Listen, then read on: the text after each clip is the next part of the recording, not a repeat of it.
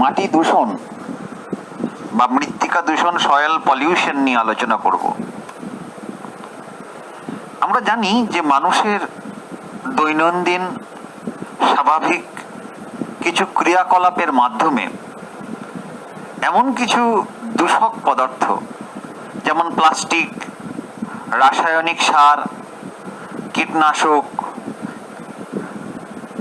দৈনন্দিন গৃহস্থালির বিভিন্ন আবর্জনা, সঙ্গে কিছু ব্যাকটেরিয়া, ভাইরাস, প্রোটোজোয়া, কৃমি, এগুলো সব মাটির মধ্যে মিশে যায় এবং ভূপৃষ্ঠের ওপরে মাটির যে স্তর আছে না, তাতে বিভিন্ন ভৌত, রাসায়নিক এবং জৈবিক বৈশিষ্ট্যের কিছু অবাঞ্ছিত, কিছু ক্ষতিকারক পরিবর্তন বা ক্ষয় সম্পন্ন করে।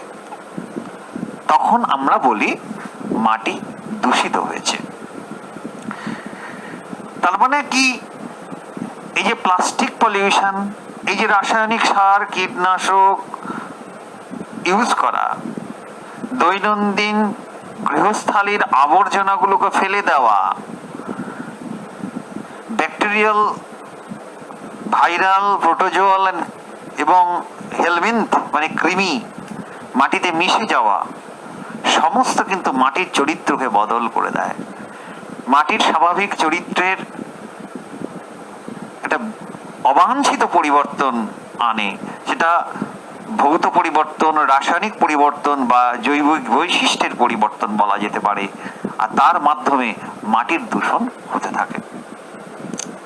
আমাদের যে সিলেবাসটা আছে, সেই সিলেবাসে আমি দেখছিলাম মাটি দূষণের ক্ষেত্রে কারণ জীবাণু এবং রাসায়নিক সার, রাসায়নিক পদার্থ, তাতে ব্র্যাকেটে লেখা আছে সার, কীটনাশক, আগাছানাশক, আর ফলাফলে বলা হচ্ছে মানুষের উপর প্রভাব সরাসরি মাটির সাথে সঙ্গে স্পর্শ বা প্রশ্বাসের মাধ্যমে মাটির দূষকের দেহে প্রবেশ, তারপরে লেখা আছে জীব বিবর্ধন।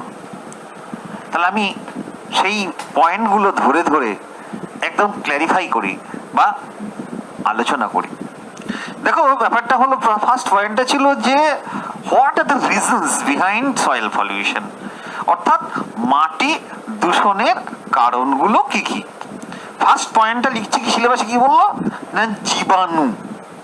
এই যে মাটি, তাতে তো বিভিন্ন শিল্পজাত বর্জ্য পড়ে, অনেক প্রাণী মরে যায়, সেই মৃতদেহ, প্রাণীর পচা গলা দেহ, সেটাও মাটিতেই কিন্তু পড়ে। আমাদের বাড়ির প্রত্যেকের দৈনন্দিন যে সমস্ত গৃহস্থালির আবর্জনাগুলো, সেগুলো আমরা মাটিতে নিক্ষিপ্ত করি, আর সেখানেই কিন্তু জীবাণুর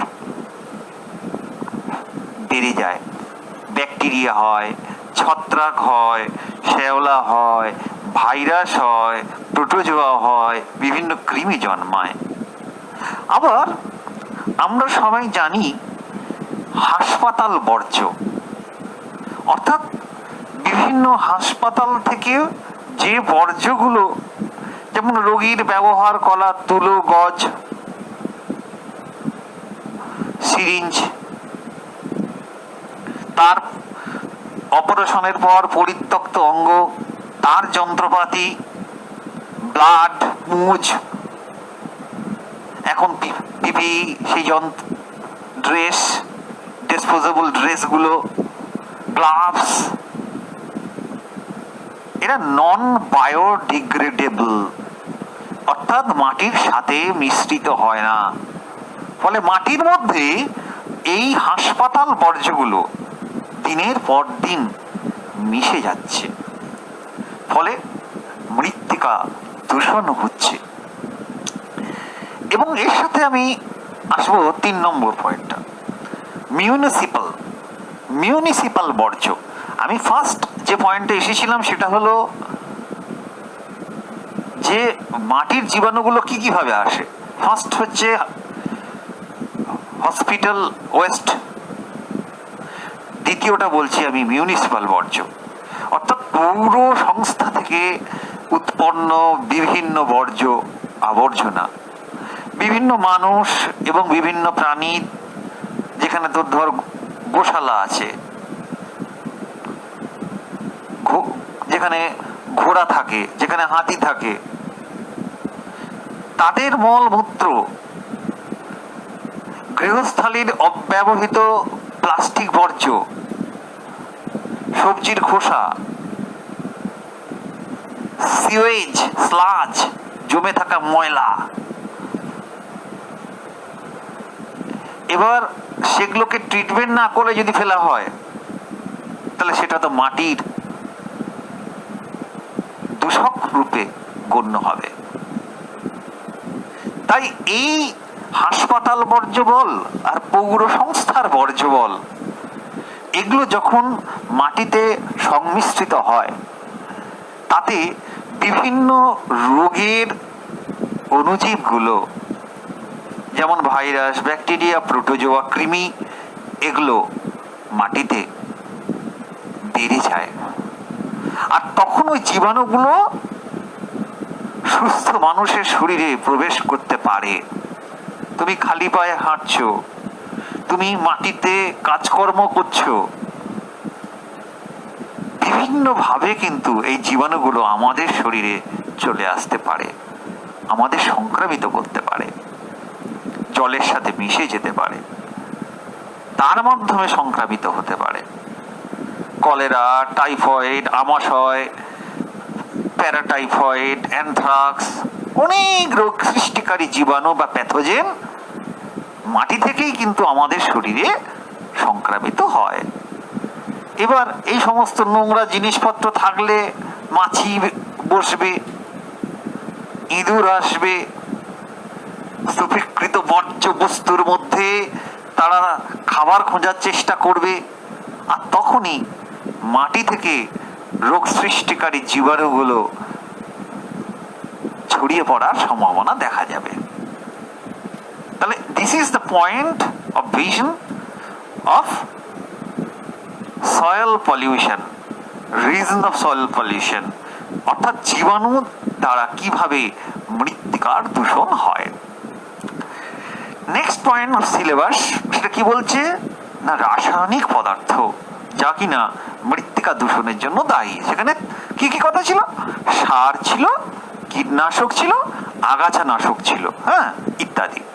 হ্যাঁ, তা তো ঠিকই, কৃষিকাজে রাসায়নিক সার ইউজ করতে হয়, কীটনাশক ইউজ করতে হবে, আগাছানাশক ইউজ করতে হবে, মাত্রাতিরিক্ত প্রয়োগ করলে কেসটা খাবে। কারণ কৃষিক্ষেত্রে রাসায়নিক সার ইউজ করতে হয়। আমরা ক্লাস 8-এ পড়তাম রাসায়নিক সার না জৈব সার, 9-এও পড়েছি জৈব সার ইউজ করা ভালো। রাসায়নিক সার মাটির চরিত্র বদল করে দেয়, অ্যাসিডিটি করে দিতে পারে বা ক্ষারীয় করে দিতে পারে, স্বাভাবিকতাকে নষ্ট করে দিতে পারে। সেই কারণে রাসায়নিক সার ইউজ করাটা ঠিক নয়। Chemical nature of the soil will be changed. কারণ বিভিন্ন ধরনের মাত্রাতিরিক্ত অজৈব সার, সালফেট, নাইট্রেট, ফসফেট, এগুলো ইউজ করার ফলে মাটির দূষণ হয়।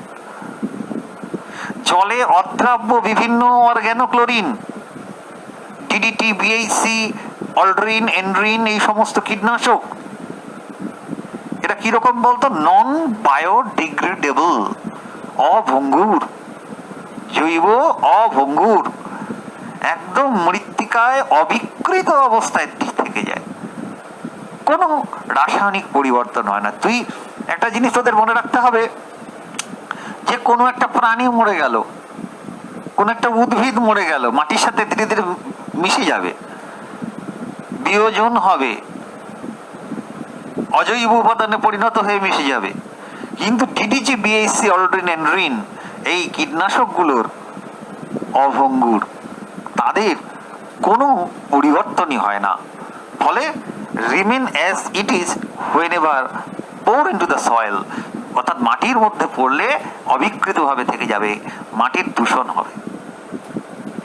2,4-D, এনসিপিএ, এই যে সব আগাছা নাশকগুলো আমরা ইউজ করি, সোডিয়াম আর্সেনাইড, হ্যাঁ, বুট ক্লোর, অক্সাডিয়াজিল, অক্সিক্লোরফেন,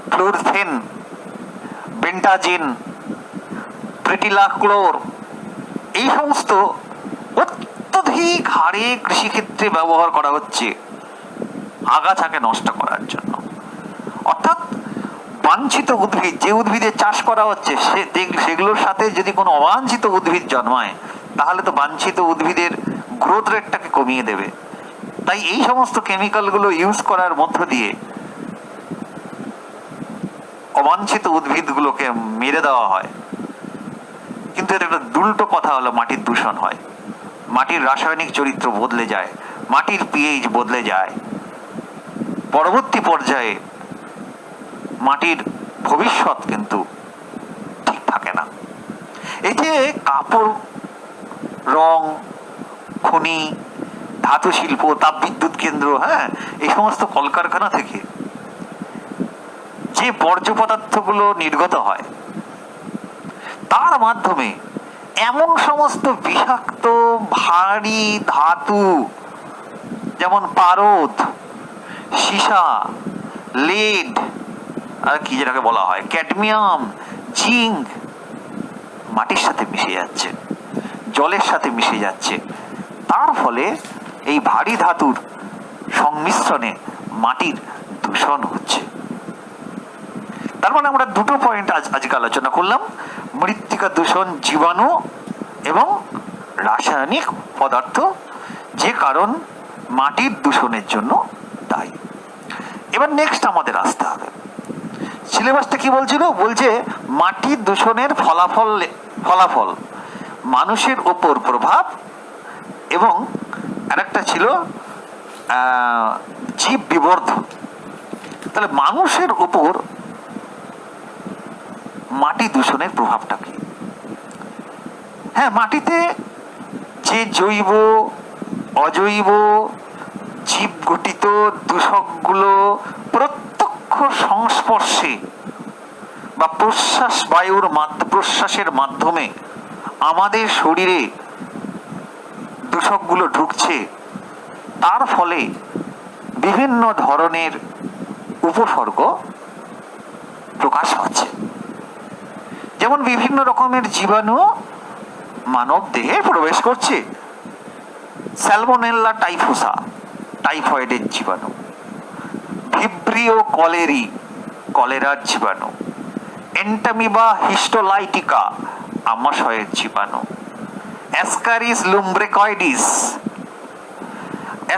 লুম্ব্রিকয়েডিস, অ্যাসকারিয়েসিস রোগের জীবাণু; পোলিওমাইলাইটিস, পোলিও রোগের জীবাণু; রোটা ভাইরাস, শিশুদের উদরাময় রোগের জীবাণু; তারপরে ব্যাসিলাস এনথ্রাসিস, অ্যানথ্রাক্স রোগের জীবাণু; ক্লস্ট্রিডিয়াম টিটেনি, টিটেনাস রোগের জীবাণু; অ্যাসপারজিলাস নাইগার, অ্যাসপারজিল্লোসিস রোগের জীবাণু। তার মানে কি, মাটি থেকে এত জীবাণুগুলো বিভিন্নভাবে মানুষের শরীরে রোগ সৃষ্টি করতে পারে। অ্যাকচুয়ালি এটা কিছু প্যাথোজেন আছে, তাকে বলে অ্যাডাফিক প্যাথোজেন। অ্যাডাফিক প্যাথোজেন যারা মাটিতেই বসবাস করে সংক্রমণ ঘটায়, তারা রোগ সৃষ্টি করে, এটির জন্য মানুষের রোগ হয়। এই যে একটু আগে অ্যাসপারজিলাস বললাম, এই যে ব্যাসিলাস এনথ্রাসিস বললাম, এরা অ্যাসপারজিলাস তো আমাদের কানের ভেতরে শ্বাসনালীর মধ্যে সংক্রমণ ঘটায়, ক্যান্সার সৃষ্টি করতে পারে। এই যে মাটির মধ্যে থাকা যে কৃমিগুলো, কৃমির যে ডিম, তার যে লার্ভা, সেটা প্রত্যক্ষ সংস্পর্শজনিত কারণে আমাদের শরীরে প্রবেশ করতে পারে। অ্যাসকারিসের ডিম আমাদের শরীরে শাকসবজির মাধ্যমে চলে আসতে পারে। তাই শাকসবজিকে ভালো করে ধুয়ে খাওয়া উচিত, লক্ষ্য রাখতে হবে। ফুলকপি, বাঁধাকপি, শাক পাতা, এগুলোর মাধ্যমে অ্যাসকারিসের ডিম চলে আসতে পারে। আরেকটা কৃমি আছে, তার নাম লোয়া, এলোয়ে, চোখে সংক্রমণ হয়। আমরা যখন তখন চোখে আঙ্গুল দিই। এখন তো নয়, করোনা রোগের সংক্রমণের কারণে আমাদের বলাই হচ্ছে চোখ, নাক, মুখ, এটাকে আপনাকে সতর্ক থাকতে, সহজে চোখে নাকে মুখে হাত দেবে না, 1 ঘন্টা অন্তর অন্তর স্যানিটাইজ করো, বাস বাড়িতে থাকলে সাবান দিয়ে হাত ধো, এবং হাতটা বেশ কনুই পর্যন্ত ধুতে হবে। নখ কেটে রাখতে হবে। যারা বড় বড় নখ রাখার প্রবণতা, তাদের কিন্তু আস্তে আস্তে ভাবতে হবে, বড় নখ পায়েও কেন হাতেও কেন কোনো জায়গা রাখা যাবে না। হাতের খাঁজগুলোকে ভালো করে ধোয়ার চেষ্টা করতে হবে। এগুলো থেকেও আমাদের ভাইরাসের সংক্রমণ আসতে পারছে। এই লোয়া লোয়া এটা চোখে সংক্রমণ হয় মাটি থেকে।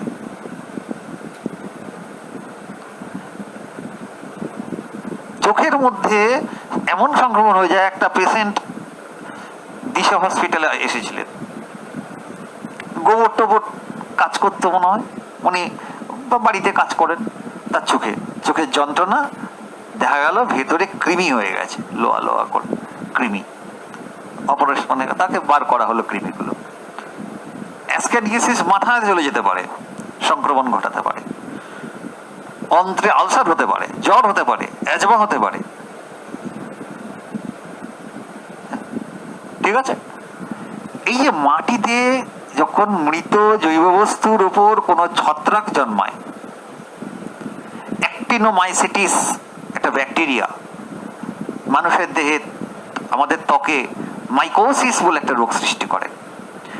এদের রেণুগুলো প্রশ্বাস বায়ুর সঙ্গে আমাদের শরীরে চলে আসে, মাটিতেই থাকে তো, মাটির মাধ্যমে উড়ে এসে আমাদের শরীরে এসে অ্যালার্জি সৃষ্টি করতে পারে। এই যে মাটির মধ্যে থাকা দূষিত বর্জ্যের ভারী ধাতুগুলো, দূষকগুলো সরাসরি এমনকি খাদ্য শৃঙ্খলের মাধ্যমে মানুষের শরীরে মাত্রাতিরিক্ত সঞ্চয়ের ফলে বিষক্রিয়া সৃষ্টি করে। যেমন ধরো পারদ, এই রোগটা সৃষ্টি করে মিনামাতা রোগ, যার ফলে মানুষের মস্তিষ্ক, স্পাইনাল কর্ড, তার নার্ভ সেলগুলোর নষ্ট হয়, মানসিক দুর্বল হয়ে পড়ে ব্যক্তি, আক্রান্ত ব্যক্তি, পেশিগুলো শিথিল হয়ে পড়ে, তার দৃষ্টিশক্তি সে হারিয়ে ফেলতে থাকে, তার শ্রবণ শক্তি কমতে থাকে। আরেকটা হচ্ছে ডিসলেক্সিয়া, সীসা।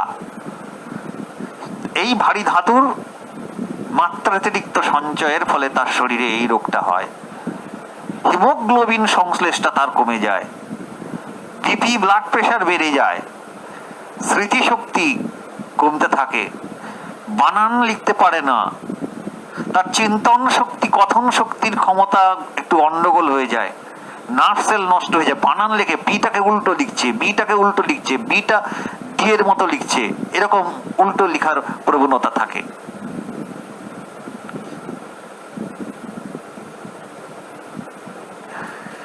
এটাই ডিজিজ। ক্যাডমিয়াম এই ভারী ধাতুর অতি সঞ্চয়ের ফলে হয়। রক্তচাপ বেড়ে যায়, হাড়গুলো নরম হয়ে যায়, নমনীয় ক্ষণভঙ্গুর হয়ে যায়, কিডনি, লাং সব ক্ষতিগ্রস্ত হয়। সুতরাং এই হয়ে গেল ডিফারেন্ট টাইপস অফ ডিজিজেস। সেটা আমরা সিলেবাসটা কি বললাম, যে ফলাফল, অর্থাৎ মৃত্তিকা দূষণের ফলাফল। এবারে বলছে মৃত্তিকা দূষণের ফলাফলে আরেকটা বলছে জীব বিবর্ধন। জীব বিবর্ধন মানে কি, ইংরেজিতে বলছে বায়ো অ্যাকুমুলেশন। এটা এমন একটা ঘটনা যার ফলে কিছু দূষক পদার্থ জীবদেহের দেহকলায় সঞ্চয় হয়ে যায়, তারপর ফুড চেইন বা খাদ্য শৃঙ্খলের মাধ্যমে, মানে উৎপাদক তার দেহকলায় জমা হলো, সেখান থেকে প্রাথমিক খাদক তার দেহকলায় জমা হলো, সেখান থেকে গৌণ খাদক তার দেহকলায় জমা হলো, তারপরে প্রগৌণ খাদক তার দেহকলায় জমা হলো, তারপরে সর্বোচ্চ শ্রেণীর খাদক তার দেহকলায় জমা হলো। অর্থাৎ through the food chain in different trophic level, accumulation of the particular pollutant, মানে একই ওই দূষক পদার্থের ক্রম সঞ্চয় হতে থাকে। ক্রমে সঞ্চিত দূষক বস্তুর ঘনত্ব বাড়তে থাকে। এটাই বলছে জীব বিবর্ধন বা জৈব বিবর্ধন বা বায়ো অ্যাকুমুলেশন। একটু আগে পড়াচ্ছিলাম DDT, dichloro diphenyl trichloro ethane, BHC benzene hexachloride gammaxene, chlordane, heptachlor, aldrin, toxaphene, methoxychlor, এগুলো সমস্ত উল্লেখযোগ্য pesticide, biocide, all are non biodegradable, অভঙ্গুর জৈব পদার্থ। এগুলি ডাইজেশন, পাচন, মেটাবলিজম, বিপাক, রেচন, এক্সক্রিশন ঘটে না। ফলে জীবদেহের শরীরে যদি ঢোকে, প্রবেশ করে, তারা ক্রমশ দেহ কলাকোষে সঞ্চিত হতে থাকে, তাদের ঘনত্ব আরো বৃদ্ধি পেতেই থাকে। ব্যাপকভাবে এদের ব্যবহারের ফলে এই পদার্থগুলি কি হবে জানিস? সহজেই পৃথিবীর এই যে জৈব ভূরাসায়নিক চক্রে পড়িয়েছিলাম না, কার্বন চক্র, নাইট্রোজেন চক্র, অক্সিজেন চক্র, তার মাধ্যমে, খাদ্য শৃঙ্খলের মাধ্যমে বিভিন্ন জীবদেহে ছড়িয়ে পড়বে। এটা দুটো ধাপে হয়। প্রথম ধাপে জৈব সঞ্চয়ন হয়, আর দ্বিতীয় ধাপে বিভিন্ন যে পুষ্টি স্তর, উৎপাদক, প্রাথমিক খাদক, গৌণ খাদক, প্রগৌণ খাদক, সর্বোচ্চ শ্রেণীর খাদকের মাধ্যমে ক্রমপ্রবাহ হয়। তাহলে জৈব সঞ্চয়ন প্রথম ধাপ। মানে এটা কি? আমি তো শেখালাম এই DDT, BAC, chlordane, heptachlor, aldrin, টোক্সাফেন, এরা সবাই নন বায়োডিগ্রেডেবল পলিউটেন্ট, জৈব অভঙ্গুর দূষক পদার্থ। এদের পাচন নেই, এদের বিপাক নেই, এদের রেচন নেই। জীবদেহে প্রবেশ করলে তারা ক্রমে সঞ্চিত হতে থাকে, তাদের শরীরের দেহ কলাকোষে ঘনত্ব বৃদ্ধি পেতে থাকে। তাহলে এরকম ক্রমক্ষয়হীন, এই ক্রমক্ষয়হীন দূষকগুলি বাস্তুতন্ত্রের প্রত্যেকটা খাদ্য শৃঙ্খলের প্রতিটি পুষ্টি স্তরে পুঞ্জীভূত হওয়ার যে ঘটনা, সেটাকে আমরা বলবো বায়ো অ্যাকুমুলেশন, জৈব সঞ্চয়ন। এই যে প্রত্যেকটা পুষ্টি স্তরে অর্থাৎ খাদকের মাধ্যমে সম্পর্কিত প্রত্যেকটা জীবে জৈব সঞ্চয়নে পুঞ্জীভূত দূষক ক্রমান্বয়ে উৎপাদক থেকে প্রাথমিক খাদক, প্রাথমিক খাদক থেকে গৌণ খাদক, গৌণ খাদক থেকে প্রগৌণ খাদক, প্রগৌণ খাদক থেকে সর্বোচ্চ খাদকের মাধ্যমে অতি ঘনত্বে সঞ্চিত হতে থাকে।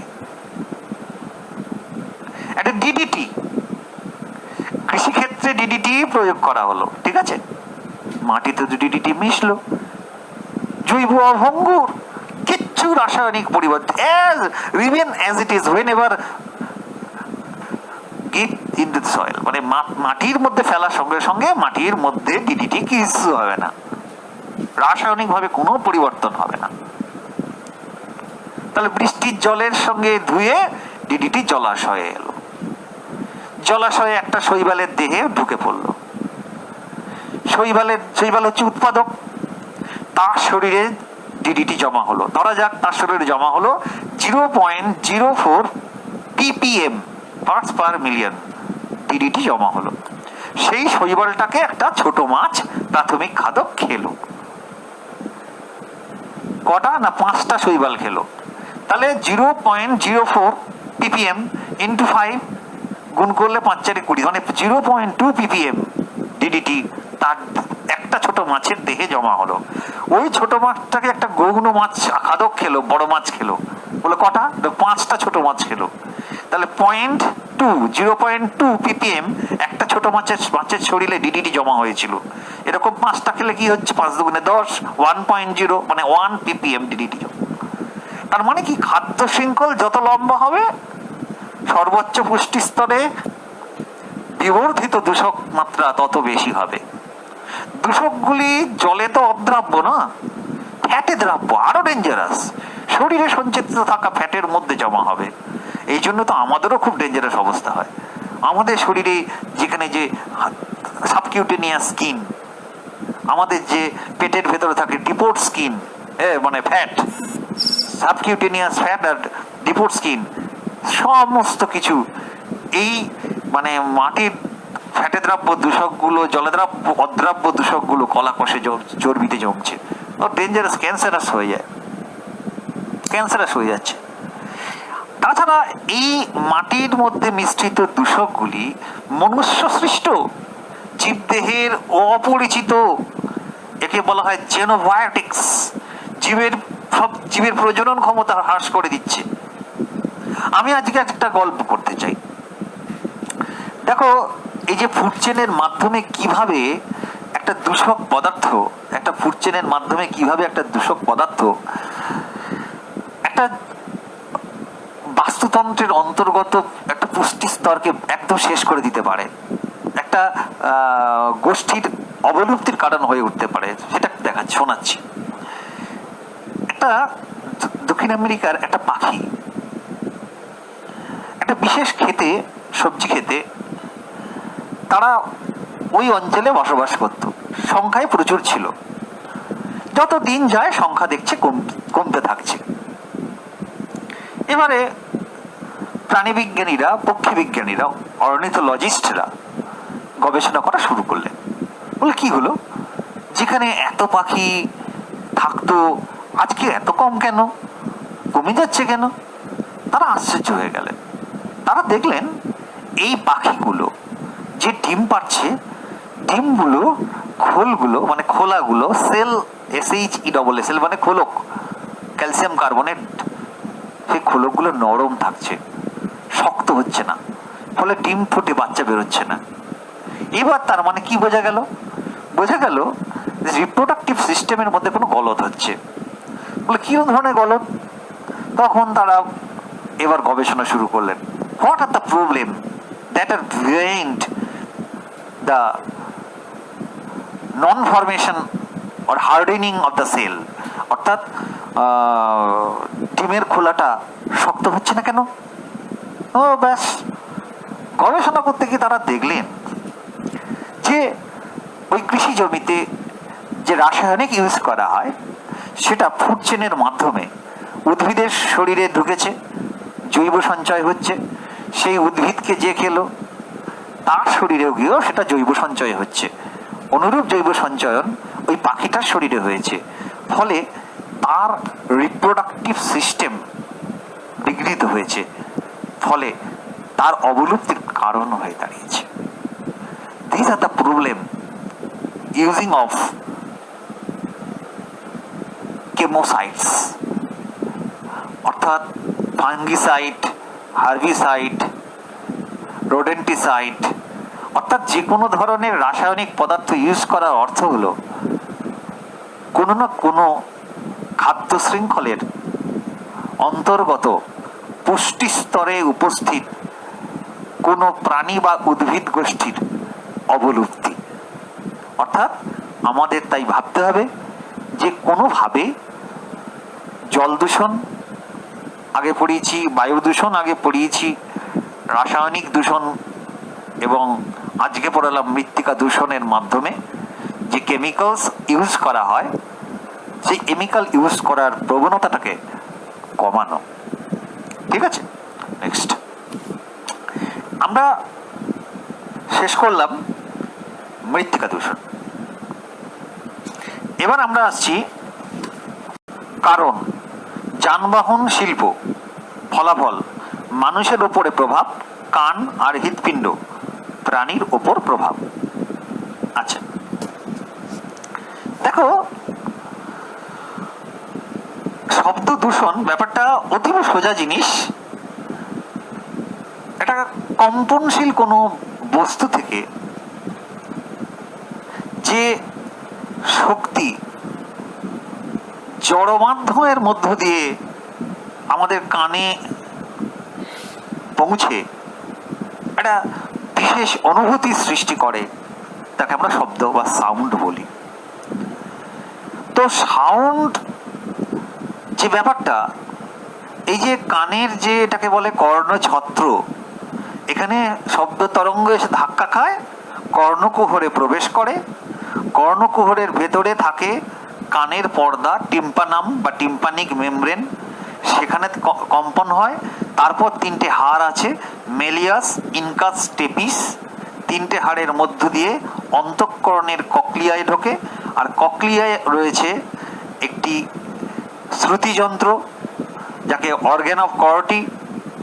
সেখানে গ্রাহক যন্ত্র শব্দ সংবেদনটাকে গ্রহণ করে, তারপরে অডিটরি নার্ভের মাধ্যমে মস্তিষ্কের শ্রবণ কেন্দ্রে পৌঁছে দিলে শ্রবণ অনুভূতি হয়।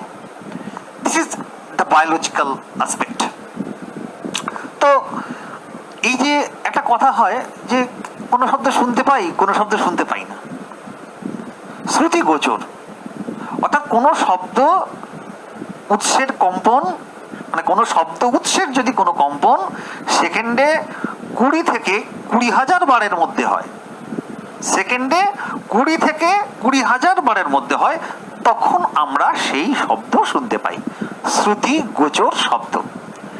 আর একটা হচ্ছে শব্দেতর শব্দ, যে শব্দের উৎসের কম্পন সেকেন্ডে 20 বারের কম। আর শব্দোত্তর শব্দ, যে শব্দের উৎসের কম্পন সেকেন্ডে 20,000 বারের বেশি। আবার শব্দকে দুভাগে, সুরযুক্ত শব্দ যেটা শ্রুতি মধুর, আর একটা হচ্ছে সুর বর্জিত শব্দ, একটা না চললে, যাকে আমরা কোলাহল বলি, একসাথে অনেক লোক হলের মধ্যে আছে, একসাথে অনেক লোক স্টেডিয়ামে আছে, এরকম। তারপরে মেল ট্রেন চলে গেল, বাড়ির পাশে বাড়ি, লাইনের ধারে বাড়ি, মেট্রো রেল চলে গেল, কন্টিনিউয়াস পাশে সে রাস্তার পাশে বাড়ি হওয়ার জন্য গাড়ি, মানে যা আমাদের বিরক্তির কারণ হয়ে দাঁড়ায়, তাকে আমরা বলি সুবর্জিত শব্দ। তো শব্দ দূষণ কেন হয়? অ্যাকচুয়ালি কি হচ্ছে, একটা উচ্চ প্রাবল্যের, উচ্চতর তীব্রতা সম্পন্ন, সহন সীমার ঊর্ধ্বে কোলাহল সৃষ্টি করে, একটু কি বলা, সুরবর্জিত শব্দ, সেরকম কর্কশ শব্দ দ্বারা পরিবেশ মানব দেহের পক্ষে অত্যন্ত অবাঞ্ছিত একটা পরিবর্তন তৈরি করে, একটা ক্ষতিকর পরিবর্তন তৈরি করে, দ্যাট ইজ শব্দ দূষণ। তাহলে উচ্চ প্রাবল্য, উচ্চতর তীব্রতা সম্পন্ন, সহ্য করা যাচ্ছে না, তার ঊর্ধ্বে কোনো সুরবর্জিত শব্দ, কর্কশ শব্দ কোলাহল সৃষ্টি করে, পরিবেশকে এমন কলুষিত করছে, পরিবেশের মধ্যে একটা ক্ষতিকারক অবাঞ্ছনীয় পরিবর্তন করছে, তখন তাকে আমরা শব্দ দূষণ বলব। শব্দের তিনটে বৈশিষ্ট্য আছে, একটাকে বলে লাউডনেস, প্রাবল্য, তীব্রতা, একটাকে বলে পিচ, তীক্ষ্ণতা, আর একটা হচ্ছে গুণ। এই যে শব্দের যে তীব্রতা, তার প্রচলিত পরিমাপ একক হচ্ছে ডেসিবেল। আবিষ্কর্তা আলেকজান্ডার গ্রাহাম বেল। ISI এর চার্ট অনুযায়ী বিভিন্ন উৎস থেকে আগত যে শব্দের মাত্রা 20 ডেসিবেল থেকে 60 ডেসিবেল, 60 ডেসিবেল হওয়া উচিত। আর 65 ডেসিবেলের বেশি শব্দকে আমরা নয়েজ বলি, কোলাহল বলি। শব্দের ডেসিবেল স্কেলে 0 থেকে 140 পর্যন্ত ভাগ করা যায়। 0 থেকে 140-এর মধ্যে অবিরাম শব্দ, যে শব্দ আর কি কোনো ব্যাঘাত বা বাধার সৃষ্টি করে না, যতক্ষণ ওই শব্দ 5 ডেসিবেলের কম থাকে।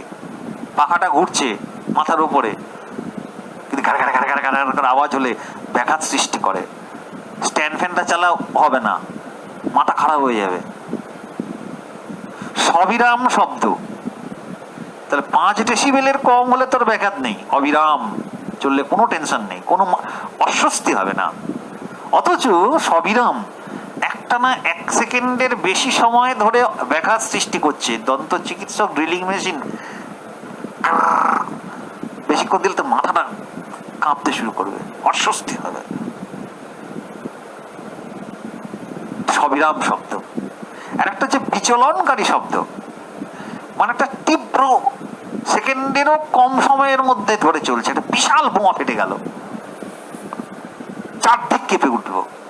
একটা বোমা ফাটা মানে তো মানে 200 ডেসিবেল, তার একটা বন্দুকের শব্দ, একটা বাজি ফাটার শব্দ, বন্দুকের শব্দ তো প্রায় 200-র কাছাকাছি, 170-80।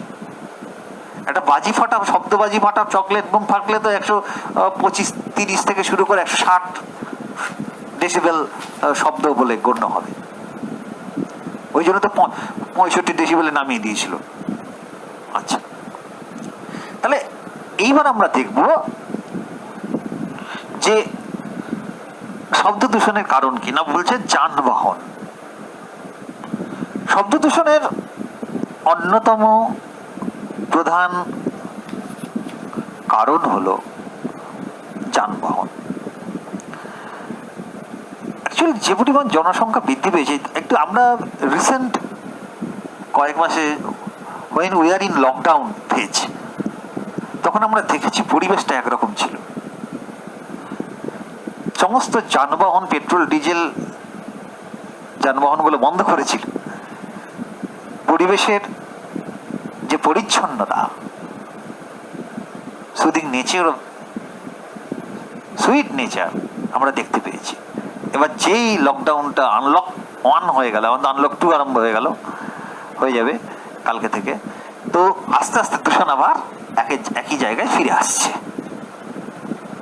অর্থাৎ জনসংখ্যা বৃদ্ধির সাথে সাথে যানবাহনের পরিমাণটা বাড়ছে না, ফলে যানবাহন থেকে শব্দ দূষণ বেড়েই চলেছে। এই যে এত বাস, এই যে এত লরি, এই যে মোটর গাড়ি, ট্রাম, রেল, এরোপ্লেন চলছে, সুপারসনিক জেট চলছে, প্রচুর শব্দ, তাই না? কলকারখানা যদিও কম, যাই হোক, ওটা আমি অন্যদিকে চলে যাচ্ছি। এই যে কলকারখানা চলছে, বিভিন্ন কলকারখানা চলছে, সেই কলকারখানার শব্দ, যন্ত্রপাতির শব্দ, কলকারখানার যন্ত্রপাতির শব্দ। কিন্তু যানবাহনের যে হর্নগুলো হয়, ওটা ডেঞ্জারাস, ভয়ঙ্কর শব্দ। বৈদ্যুতিক হর্নগুলোর মানে তীব্রতা মানুষের জীবনকে দুর্বিষহ করে তোলে। নো হর্ন জোন আমরা সবাই জানি, সাইলেন্ট জোন বলে লেখা হয়। হাসপাতাল, স্কুল প্রভৃতি বিভিন্ন জায়গাকে বলা হয় সাইলেন্ট জোন, ওখানে হর্ন বাজানো যায় না। হাসপাতাল, বিদ্যালয় এবং অন্যান্য শান্ত নীরব কর্মব্যস্ত স্থানে শব্দ দূষণ বাড়াচ্ছে এরা। Central pollution control board, CPCB, তারা যানবাহন জনিত যে শব্দ দূষণের মাত্রাকে 70 ডেসিবেল নির্ধারণ করলেও সমস্ত বড় বড় শহর, মুম্বই, চেন্নাই, বেঙ্গালোর, দিল্লি, কলকাতা, এদের শব্দের মাত্রা বহুগুণ বেশি। এই যে রেলগাড়ি যখন রেল লাইনে যাতায়াত করে, স্টেশনে যাত্রী যখন ওঠানামা করে, রেলের হর্ন যখন বাজায়, স্টেশনে যখন ঘোষণা হয়, শব্দ দূষণ হয়। এই যে যখন নদী পথে, জলবন্দর এলাকায়, তুই যদি খিদিরপুরের ওখানে যাস, কলকাতা বন্দরের ওখানে যাস, দেখবি পণ্যবাহী, যাত্রীবাহী জাহাজ, স্টিমার, নৌকা হর্ন বাজাচ্ছে, তার আওয়াজ, দুনিয়ার যাত্রীর আওয়াজ, যন্ত্রপাতির আওয়াজ শব্দ দূষণ ঘটাচ্ছে। বিমানবন্দরে বিমান যখন ওঠানামা করে ভয়ঙ্কর আওয়াজ, সংলগ্ন এলাকা তো মাথা খারাপ হওয়ার জোগাড়।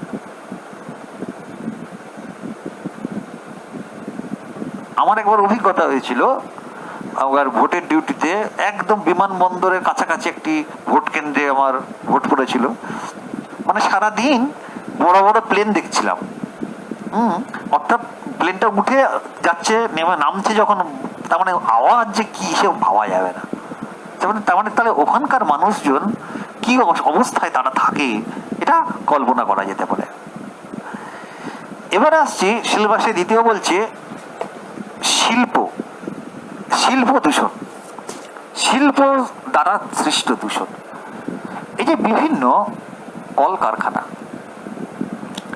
কলকারখানার দ্রব্য উৎপাদন করা হয়, তাতে বিভিন্ন যন্ত্রপাতি ব্যবহার করা হয়। যন্ত্রপাতি থেকে সৃষ্ট শব্দ মারাত্মক শব্দ দূষণ করে রে। ওই জন্য বড় বড় ভালো ভালো কলকারখানায় যন্ত্রপাতির আওয়াজগুলোকে যাতে বাইরে না আসতে পারে, কর্মীদের ইয়ার প্লাগ দেওয়া হয়।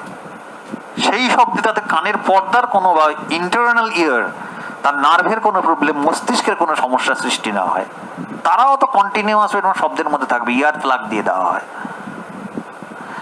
আর ওই যন্ত্রপাতি সমন্বিত ঘরটা শব্দ নিরোধক বোর্ড দিয়ে ঘেরা থাকে, বাইরে শব্দটা যায় না। আচ্ছা, এইবার যন্ত্রের আওয়াজে কারখানার শ্রমিকদের সঙ্গে মানুষেরও কিন্তু মানে শব্দ দূষণ একদম ভোগে যাওয়ার অবস্থা, খুব কষ্টকর। হ্যাঁ, এবং ভারতের শিল্পক্ষেত্রে 8 ঘন্টা করে কাজ করতে হয়, সর্বাধিক 90 ডেসিবেল এই শব্দসীমা নির্ধারিত হলেও যারা জাহাজের কাজ করে, যে সমস্ত ইঞ্জিনিয়ারিং শিল্পতে কাজ হয়, যেখানে স্থাপত্য নির্মাণ শিল্প হয়, ওই যখন ধরা যাক পাথর কাটা হয়, করাতকল, কাঠকলারে কাঠ কাটা হয়, যেখানে ধাতুর জিনিস উৎপাদন করা হয়, যেখানে খাদ্য উৎপাদনের কেন্দ্র, যেখানে টেক্সটাইল লুম ঘ্যাডাং ঘ্যাডাং ঘ্যাডাং ঘ্যাডাং কন্টিনিউয়াস আওয়াজ হয়ে যাচ্ছে, শাড়ি তৈরি হচ্ছে, কাপড় তৈরি হচ্ছে, নিউজ পেপার প্রিন্টিং প্রেসটায় কন্টিনিউয়াস শব্দ, চাবি পাঞ্চিং করার যে মেশিনটা, গাড়ি সারাই করার কারখানাটা, একদম বাংলা কথায় সহনশীল মাত্রা থেকে অনেক বেশি প্রাবল্যের শব্দ সেখানে শব্দ দূষণ ঘটাচ্ছে। Can we imagine it? যে মানুষগুলো, শ্রমিকরা, যে মানুষেরা সেই সমস্ত শিল্পের সাথে প্রত্যক্ষ জড়িত, তাদের শ্রবণ শক্তি কি ভয়ঙ্কর পরিস্থিতি সৃষ্টি করতে পারে। তাহলে সংলগ্ন এলাকার মানুষের ক্ষেত্রেও অনুরূপ শব্দ দূষণের সৃষ্টি হতে পারে। কলকাতা হাইকোর্ট 1996 সালের 1 এপ্রিল প্রদান করলেন যে মাইক বা লাউড স্পিকারের শব্দ 65 ডেসিবেলের বেশি হবে না। অথচ টেক্সটাইল লুম সেখানে 80 ডেসিবেল, নিউজ পেপার প্রেস সেখানে 100 ডেসিবেল, পাঞ্চিং মেশিন যেখানে কাজ করছে 80 ডেসিবেল, গাড়ি সারাই সাইরেন বাজে যেখানে, সেখানে 140 ডেসিবেল। তাহলে all the problems are created due to sound pollution। তার মানে সাউন্ড পলিউশনটা খুব ভয়ঙ্কর জায়গা নিয়ে ফেলেছে আমাদের এই পৃথিবীতে। এবারে আমাদের বলছে শব্দ দূষণের ফলাফল, মানুষের উপর প্রভাব, কান, হৃৎপিণ্ড, প্রাণীর উপর প্রভাব।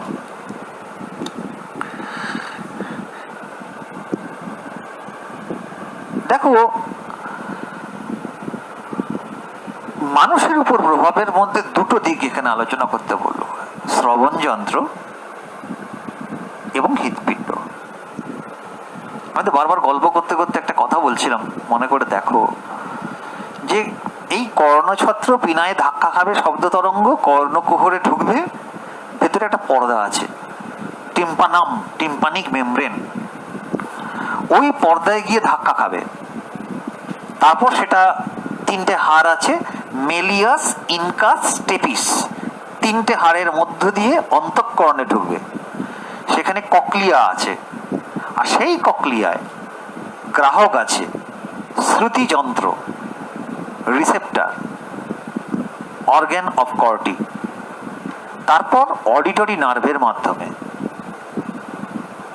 মস্তিষ্কের, গুরু মস্তিষ্কের শ্রবণ কেন্দ্রে পৌঁছালে শব্দানুভূতি হয়। কিন্তু কোনো কারণে উচ্চ মাত্রার শব্দ কানের স্থায়ী ক্ষতি করতে পারে। এককালীন আচম্বিতে কোনো শব্দ শুনলি অন্তঃকরণের ককলিয়া কিন্তু স্থায়ীভাবে তার শ্রবণ ক্ষমতাটাকে হারিয়ে ফেলবে। Acoustic trauma. দীর্ঘ সময় ধরে কোনো মানুষকে যদি 100 ডেসিবেল শব্দের মধ্যে কাজ করতে হয়, তার কানে ব্যথা অনুভূত হবে। এমনকি অর্গান অফ কর্টির ক্ষতিগ্রস্ত হয়ে যাওয়ার সম্ভাবনা থাকবে, ফলে শ্রবণ ক্ষমতা কমে যাবে, ফলে শ্রবণ ক্ষমতা নষ্ট হয়ে যাবে। NIHL, noise induced hearing loss. অনেক সময় কি হয়, এই যে জেট বিমানের শব্দ, মানে মাইকের শব্দ শ্রবণে আমাদের খুব সমস্যা আছে, মাস্কিং বলা হয় এটাকে। 160 ডেসিবেল, 160 ডেসিবেল, এই মাত্রার বেশি বিকট শব্দে কানের পর্দাও ছিঁড়ে যেতে পারে, স্থায়ীভাবে সে বধির হতে পারে। এই যে আজকে ছোট শিশু থেকে শুরু করে বড়দের, আমাদেরও, আমি অবশ্য ইউজ করি না কানে দিয়ে, এই যে কানে লাগিয়ে আমাদের পড়তে হচ্ছে বা পড়াতে হচ্ছে, এটা আমাদের দুটো প্রবলেম হচ্ছে, একটা আইসাইট প্রবলেম হচ্ছে, আর একটা শ্রবণ ক্ষমতা। কারণ কানের ভেতরে সবসময় একটা ড্রামের মতো আওয়াজ কন্টিনিউয়াস এখানে ইউজ করার জন্য কানের ভেতরে আওয়াজ হচ্ছে, মাথা বনমন করছে, কান বনমন করছে, অস্বস্তি হচ্ছে।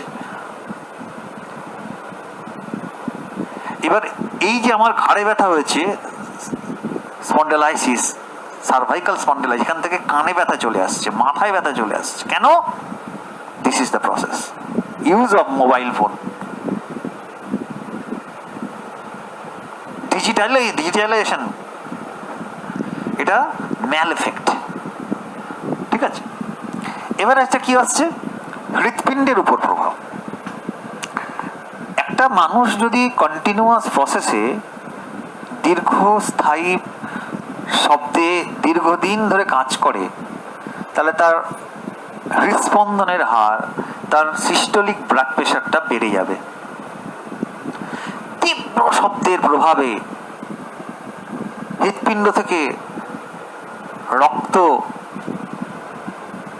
যে উৎক্ষেপণ হয়, তাকে আমরা কার্ডিয়াক আউটপুট বলি, সেটা কমে যাবে। তাহলে রক্ত উৎক্ষেপণ কমে গেলে শরীরের প্রত্যন্ত অংশে রক্ত সরবরাহ বাধাপ্রাপ্ত হবে। কেউ যদি অনবরত 60 ডেসিবেল শব্দ শুনতে থাকে, বলছে নাকি তার মায়োকার্ডিয়াল ইনফাকশন নামক রোগ হবে। মানে কি, হৃৎপেশি স্বাভাবিকভাবে রক্ত সরবরাহ পাবে না। তাহলে যে অংশে যে হৃৎপেশিগুলো রক্ত সরবরাহ পাবে না, সেই হৃৎপেশিগুলো রক্ত সঞ্চালন না পাওয়ায় তার স্বাভাবিক সংকোচন ক্ষমতা হারাবে, তখন কার্ডিয়াক অ্যারেস্টের দিকে এগোতে থাকবে। এবারে বলেছিল অন্যান্য প্রাণীর ক্ষেত্রে শব্দ দূষণের কিরূপ প্রভাব পড়ে। একটা কথা দেখবে, বনে যারা বেড়াতে গেছে বা গেছো, সেখানে বলা হয় এখানে সব চিৎকার চেঁচামেচি করবেন না, এখানে স্বাভাবিক থাকুন, কারণ এখানে বন্য জীবন আছে, ওয়াইল্ড লাইফ।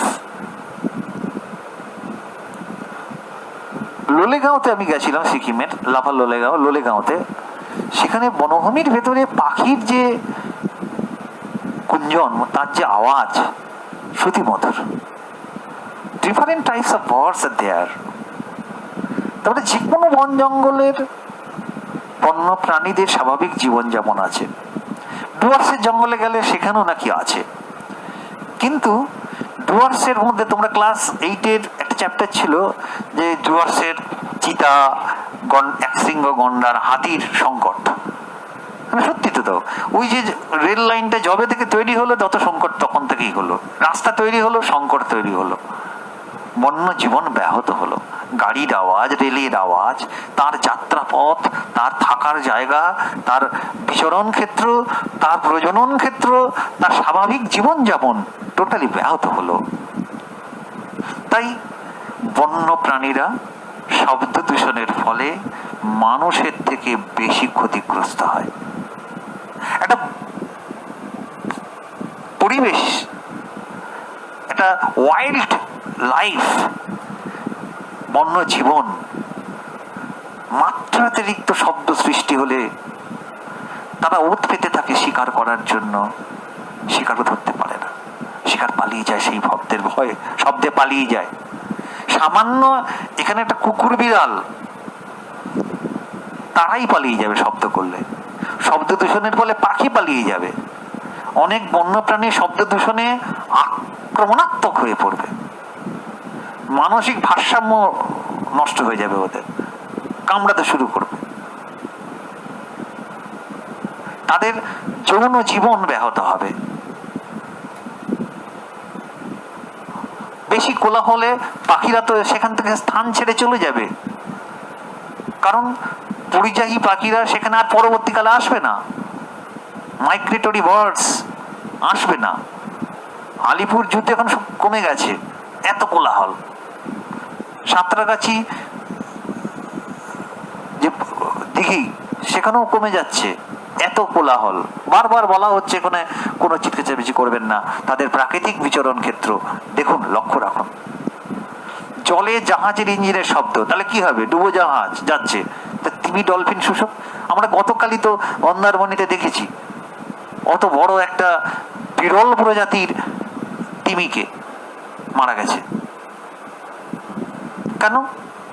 এত বেশি ফিশিং এর জন্য যে যাচ্ছে, তাদের ট্রলারগুলোর যে শব্দ, তার জাল, সঙ্গে পলিউশন। কদিন আগে তো আমরা দেখছিলাম যে মুখে নেট লাগিয়ে গেছে, আটকে গেছে, জাল আটকে গেছে, মরে গেছে। এইভাবে কিন্তু বিভিন্নভাবে মানুষ ছাড়া অন্যান্য প্রাণীদের মধ্যে শব্দ দূষণের একটা বিরূপ সমস্যা তৈরি হচ্ছে। এই যে একটু কি তোদের সাথে গল্প করছিলাম, হৃদস্পন্দনরা বেড়ে যায় 110 ডেসিবেল শব্দে, একদম হার্ট রেট বেড়ে যাবে, তখনই গন্ডগোল বুঝতে পারবি। একটা 140 ডেসিবেল একটা শব্দ হলো, কান মানে অস্বস্তি, কানে যন্ত্রণা, মাথা ব্যথা করতে শুরু করবে। ওরা অনেকে কানে দিয়ে রাত্রে ঘুমিয়ে গান শোনে, ভেরি ব্যাড এফেক্ট। কন্টিনিউয়াস করার ফলে একদিন না একদিন কানের শ্রবণ শক্তি একটা বয়সের পর থাকবে না, এটা কখনো করবে না। 150 থেকে 190 ডেসিবেলের ঊর্ধ্বে শব্দ শুনলে কানের পর্দাটা, টিম্পানিক মেমব্রেনটা ক্ষতিগ্রস্ত হবে। তাহলে আমরা শব্দ দূষণ সমাপ্তি করলাম, অর্থাৎ এনভায়রনমেন্টাল পলিউশন, অর্থাৎ পরিবেশ দূষণ। আমরা দূষণের সংজ্ঞা জানি, আমরা দূষণ সম্পর্কে আমাদের কি নলেজ আছে সেটা একটু বুঝি। আমরা সবাই জানি যে কোনো প্রাকৃতিক বা মনুষ্য সৃষ্ট কোনো কারণে পরিবেশের বহিরাগত কোনো জৈব বা অজৈব বা কোনো তেজস্ক্রিয় বস্তু যদি পরিবেশে অনুপ্রবেশ ঘটে, তার ফলে অথবা পরিবেশের জল, স্থল, বায়ু, তার ভৌত, রাসায়নিক, জৈব বৈশিষ্ট্যের যদি কোনো পরিবর্তন হয়, তার ফলস্বরূপ মানুষ, তার সঙ্গে অন্যান্য জীব, তার সুস্থ স্বাভাবিক জীবন ধারণ করা যদি অসম্ভব হয়ে ওঠে, তখন আমরা পরিবেশের সেই অবাঞ্ছিত যে পরিবর্তন, তাকে আমরা বলি দূষণ বা পলিউশন। তাহলে শব্দটা ইউজ করেছি কিছু ভৌত, রাসায়নিক, জৈব বৈশিষ্ট্যের পরিবর্তন, যা মানুষ সহ অন্যান্য জীবদের সুস্থ স্বাভাবিক জীবনযাপনের পরিপন্থী হয়ে ওঠে। অবাঞ্ছিত বস্তু, সেই সকল অজৈব জৈব পদার্থের উপস্থিতিতে পরিবেশের অনভিপ্রেত পরিবর্তন যে সৃষ্টি হয়, যার জন্য কিনা জীবকুলের ক্ষতি সাধন হয়, সেই সকল অজৈব জৈব পদার্থগুলোকে আমরা বলি দূষক পদার্থ, পলিউট্যান্টস। এই যে দূষক বাস্তুতন্ত্রে ভঙ্গুরতার ভিত্তিতে দুই প্রকার। একটাকে বলছে নন বায়োডিগ্রেডেবল পলিউটেন্ট, অক্ষয়িষ্ণু বা জৈব অভঙ্গুর। আর একটা হলো বায়োডিগ্রেডেবল, ক্ষয়িষ্ণু বা জৈব ভঙ্গুর। অর্থাৎ যারা জৈব অভঙ্গুর, নন বায়োডিগ্রেডেবল পলিউটেন্ট, তারা কি? তারা এমন পদার্থ পরিবেশের বিভিন্ন বিয়োজকের প্রভাবে আদৌ ধ্বংস হয় না বা অতি ধীর গতিতে ধ্বংস হয়। তার মানে দূষক বস্তুগুলো পরিবেশে নিক্ষিপ্ত হলে একদম পরিবর্তিত হবে না, বা হলেও সামান্য হবে। যেমন DDT, dichloro diphenyl trichloroethane, BHC, benzene hexachloride, gammaxene, polythene. These are the components, these are the pollutants that are not at all changed in the soil and in the atmosphere, remain as it is. প্রকৃতিতে অবিকৃতভাবে থেকে যায় বা আংশিকভাবে বিয়োজিত হয়, বিশ্লিষ্ট হয়। তাই বলছে অক্ষয়িষ্ণু বা জৈব অভঙ্গুর, নন বায়োডিগ্রেডেবল পলিউটেন্টস। তাহলে ক্ষয়িষ্ণু বা ডিগ্রেডেবল পলিউটেন্ট কোনটা? বায়োডিগ্রেডেবল পলিউটেন্টস হচ্ছে তারা যারা সহজেই পরিবেশের বিভিন্ন বিয়োজক দ্বারা বিশ্লিষ্ট হয়, ধ্বংসপ্রাপ্ত হয় এবং সহজে অজৈব উপাদানে পরিবর্তিত হয়ে মাটিতে সংযোজিত হয়, পরিবেশে সংযোজিত হয়। এই যে বাড়ির সবজি, বাগানের বা বাজারের সবজি, আবর্জনা, গবাদি পশুর, পোলট্রি, পাখির যত বর্জ্যবস্তু, what are those? These are biodegradable. কেন? তারা সহজেই বিয়োজক দ্বারা বিয়োজিত, বিশ্লিষ্ট হয়ে পরিবেশে সংযোজিত হয়। তাই তাদের আমরা বলি জৈব ভঙ্গুর, বায়োডিগ্রেডেবল পলিউটেন্টস। প্রকৃতির ভিত্তিতে পলিউটেন্টস দুই প্রকার: প্রাথমিক দূষক, প্রাইমারি পলিউটেন্ট; গৌণ দূষক, সেকেন্ডারি পলিউটেন্ট। প্রাথমিক দূষক মানে কি? যে দূষকগুলি উৎস থেকে, উৎস মানে যেখান থেকে দূষক উৎপন্ন হচ্ছে, উৎস থেকে সরাসরি পরিবেশে নিক্ষিপ্ত হবে, ক্লিয়ার, এবং পরিবেশকে দূষিত করবে। ছাই, ধোঁয়া, carbon dioxide, carbon monoxide, sulphur dioxide, ফুলের পরাগরেণু, তেজস্ক্রিয় পদার্থ সরাসরি উৎস থেকে উৎপন্ন হয়ে পরিবেশে নিক্ষিপ্ত হচ্ছে। ক্লিয়ার? তারা হচ্ছে প্রাইমারি পলিউটেন্ট, প্রাথমিক দূষক। তাহলে নেক্সটটা কি? সেকেন্ডারি পলিউটেন্ট, গৌণ দূষক। গৌণ দূষক কোনগুলো? যে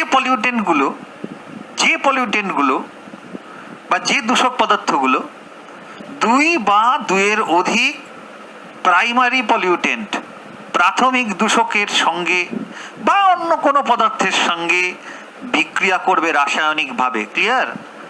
তারপরে এমন একটা পদার্থ উৎপন্ন করবে, সেটাও ভয়ঙ্কর দূষক।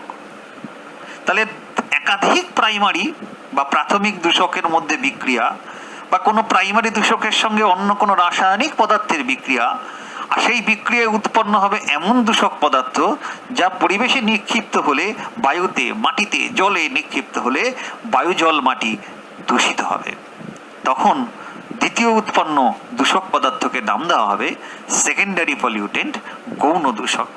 যেমন PAN, peroxy acetyl nitrate, ozone O3, sulphur trioxide SO3, এগুলো সমস্ত হলো সেকেন্ডারি পলিউটেন্ট বা গৌণ দূষক। এবারে আসছি অবস্থার ভিত্তিতে দূষক তিন প্রকার: সলিড, কঠিন, তরল, লিকুইড, অ্যান্ড গ্যাসিয়াস, গ্যাসীয় দূষক। কঠিনের মধ্যে ধাতু আছে আর্সেনিক, লেড, ক্যাডমিয়াম, এগুলো সবাই তোমরা জানো, ক্রোমিয়াম, লোহা। আর তরল দূষকের মধ্যে বিভিন্ন ধরনের তরল কীটনাশক, পতঙ্গনাশক, ছত্রাকনাশক, কৃমিনাশক ইত্যাদি ইউজ করা হয়। আর গ্যাসীয় দূষকের মধ্যে সবাই জানো carbon monoxide, sulphur dioxide, nitrogen dioxide, N2O5, তারপরে N2O, H2S, এরকম বিভিন্ন পদার্থ। আবার উৎপত্তির ভিত্তিতে এই দূষকগুলো আবার দু প্রকার। একটা হচ্ছে মানে প্রাকৃতিক দূষক, ন্যাচারাল পলিউটেন্ট। এই যে ফুলের পরাগরেণু, ন্যাচারাল পলিউটেন্ট, এত কিছু করার নেই না। বিভিন্ন পচনশীল, যেখানে গার্বেজগুলো পড়ে রয়েছে, গাছের কোনো প্রাণী মরে পড়ে গেছে, পচছে।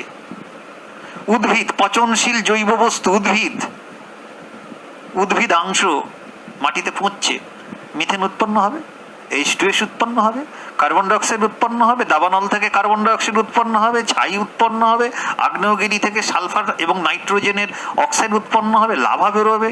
এই যে ছাই বেরোবে, সালফার বেরোবে, মহাজাগতিক উল্কাপাত হচ্ছে, ধূমকেতু উৎপন্ন বেরোচ্ছে, এক্স রে আসছে, গামা রে আসছে, তাই না, আর ইউভি রে আসছে।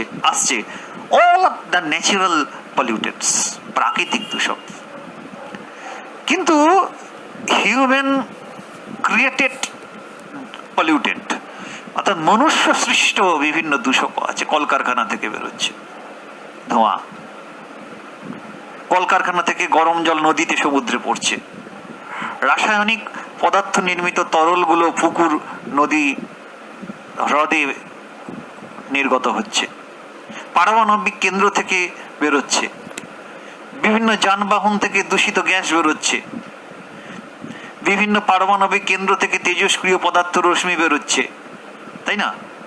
নিত্য ব্যবহার করা যে পৌর আবর্জনা প্রত্যেকের বাড়ি থেকে বেরোচ্ছে, সেগুলো গিয়ে ডাম্পারে পড়ছে, ডাম্পার নিয়ে যাচ্ছে, সেখানে গিয়ে ফেলছে। প্লাস্টিক, দুনিয়ার প্লাস্টিক, বোতল,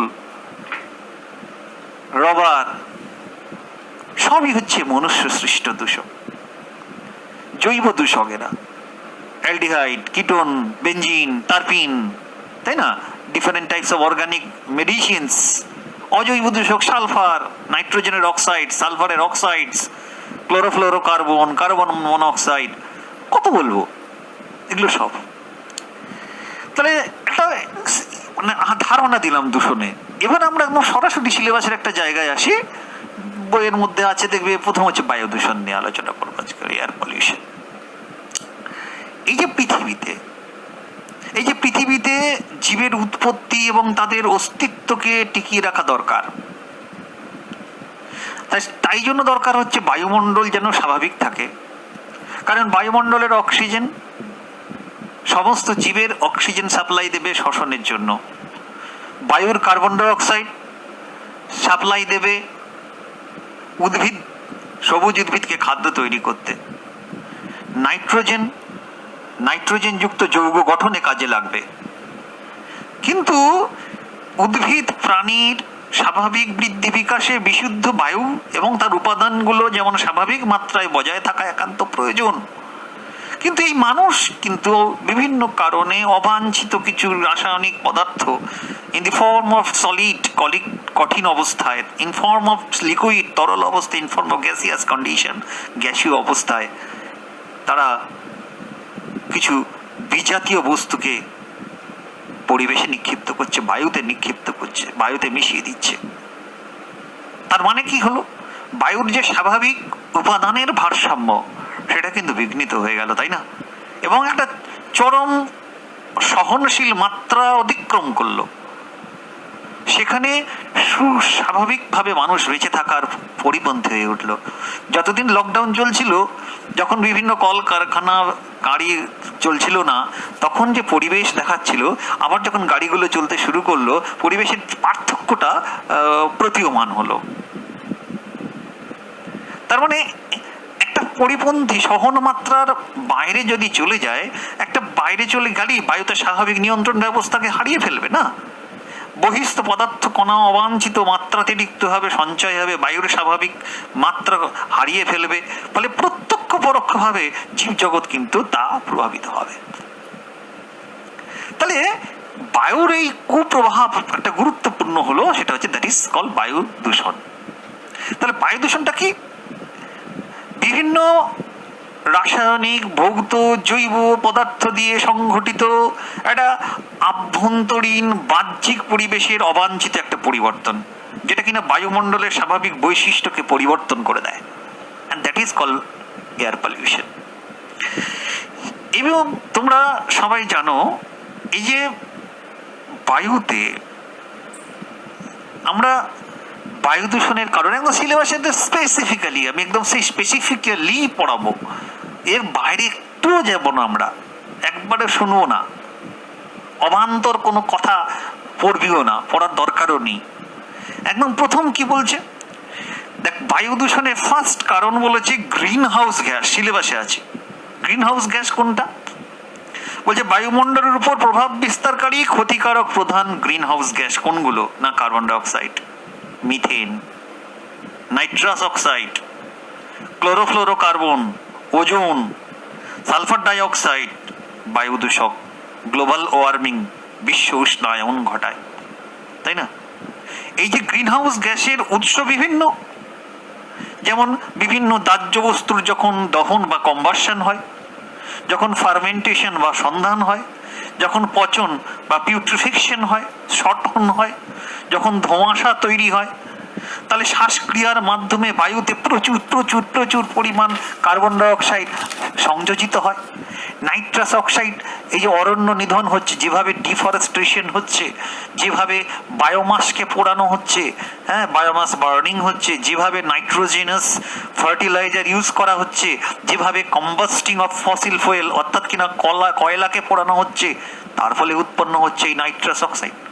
এই যে মিথেন, তোমরা পড়েছো CH4, বায়োলজিক্যাল সিস্টেমে অবাত বিয়োজনকালে উৎপন্ন হয়, বায়োমাস দহনকালে হয়, ল্যান্ডফিলিং এর সময় হয়, জলাভূমি তৈরি করে রাখলো দিনের পর দিন সেখানে হয়, এমনকি অরণ্যে যখন ফরেস্ট ফায়ার হয়, দাবানল হচ্ছে, তখন মিথেন কার্বন ডাই অক্সাইড উৎপন্ন হচ্ছে। এই যে O3, NO, SO2 এই গ্যাসগুলি বায়ুতে জীবাশ্ম জ্বালানির দহনকালে হচ্ছে, রাসায়নিক পদার্থ প্রস্তুতিকালে বিভিন্ন তোর উৎপন্ন হচ্ছে, ফলে বায়ুতে সংযোজিত হচ্ছে। এই যে ক্লোরোফ্লোরোকার্বন, তোমরা সবাই জানো, এখন তো এগুলোর ইউজ কমে গেছে না, রেফ্রিজারেটর, এয়ার কন্ডিশন গুলোতে লাগে, তৈরি হতো আগে। এছাড়া অ্যারোসল, এই ROSOL অতিরিক্ত ব্যবহার হলে তো বায়ু দূষণ হবেই। অ্যারোসলটা কি? যে বায়ু বা অন্য কোনো গ্যাসে কিছু কঠিন বা তরল পদার্থের অতি সূক্ষ্ম কণা ভাসমান থাকে, এগুলোকে আমরা অ্যারোসল বলি। এদের ব্যাস হচ্ছে 0.1 থেকে 100 মাইক্রন। এটা এয়ার পলিউটেড। শ্যাম্পু, তারপরে ফার্নিচার ফোম, ঠিক আছে, hair spray, mouth spray, plant spray, shaving foam, shoe পালিশের স্প্রে, স্প্রে পেন্ট করা হয়। এরা স্মোক, ফিউম, ডাস্ট, মিস্ট বিভিন্ন ফর্মে পাওয়া যায়। স্মোক মানে কোনগুলো, মানে যখন কোনো কিছু পোড়ানো হয় আর কি, হ্যাঁ, দহন করানো হয়, তখন বায়ুতে ভাসমান যে কার্বন কণা সেটা বাষ্পাকারে থাকে, দ্যাট ইজ কল স্মোক, 1 মাইক্রনের ব্যাসের কম। আর ফগ মানে কোনটা, কুয়াশা যেটাকে বলিস তোরা, অর্থাৎ দৃশ্যমান যে বাষ্পটা অ্যাকচুয়ালি বাতাসে আর কি, হ্যাঁ, থাকে, সেটাকে বলছে কুয়াশা। আর মিস্ট মানে হলো ধূলিকণা নিয়ে, গ্যাস নিয়ে, অসংখ্য জলীয় বাষ্প নিয়ে একটা হালকা কুয়াশার মতো একটা কি বলবো মেঘপুঞ্জ তৈরি করে, বুঝলি। আর সেই মেঘপুঞ্জটা কি বলা হচ্ছে, মিস্ট। আর একটা হলো মানে এসপিএম, যেটাকে আমরা বাংলায় বলি এসপিএম কে বলা হয় ভাসমান সূক্ষ্ম কণা। এসপিএম ফুল ফর্ম হলো সাসপেন্ডেড পার্টিকুলেট ম্যাটার্স, মানে কি, যে সমস্ত এয়ার পলিউটেন্ট বায়ুতে কঠিন পদার্থ, ওকে, এবং তরল পদার্থ, কঠিনও হতে পারে তরল হতে পারে, অত্যন্ত সূক্ষ্ম সূক্ষ্ম কণিকা রূপে ভাসমান অবস্থায় থাকে, হ্যাঁ, এবং বায়ুতে বহু দূরে স্থানান্তরিত হতে পারে। বিভিন্ন কলকারখানার চিমনি দিয়ে বেরোচ্ছে, রান্নার চিমনি দিয়ে বেরোচ্ছে, ধূলিকণা মানে ডাস্ট, ভাইরাস সব বায়ুতে বহুদূর ছড়িয়ে ছড়িয়ে পড়ে, বুঝছে। এবং যানবাহনের ডিজেল, পেট্রোল, কয়লা, কেরোসিন, তারপরে ওই যে বলে গ্যাসোলিন, ওগুলো সব পোড়ালে, এগুলো থেকে অসম্পূর্ণ দহনকালে, ইনকমপ্লিট কম্বাসন করলে, এগুলো বহু দূরে ইটভাটায় যখন দহন হয়, প্রচুর উপর থেকে চিমনি দিয়ে বেরোচ্ছে, পোড়ানো হয়, নির্গত হচ্ছে।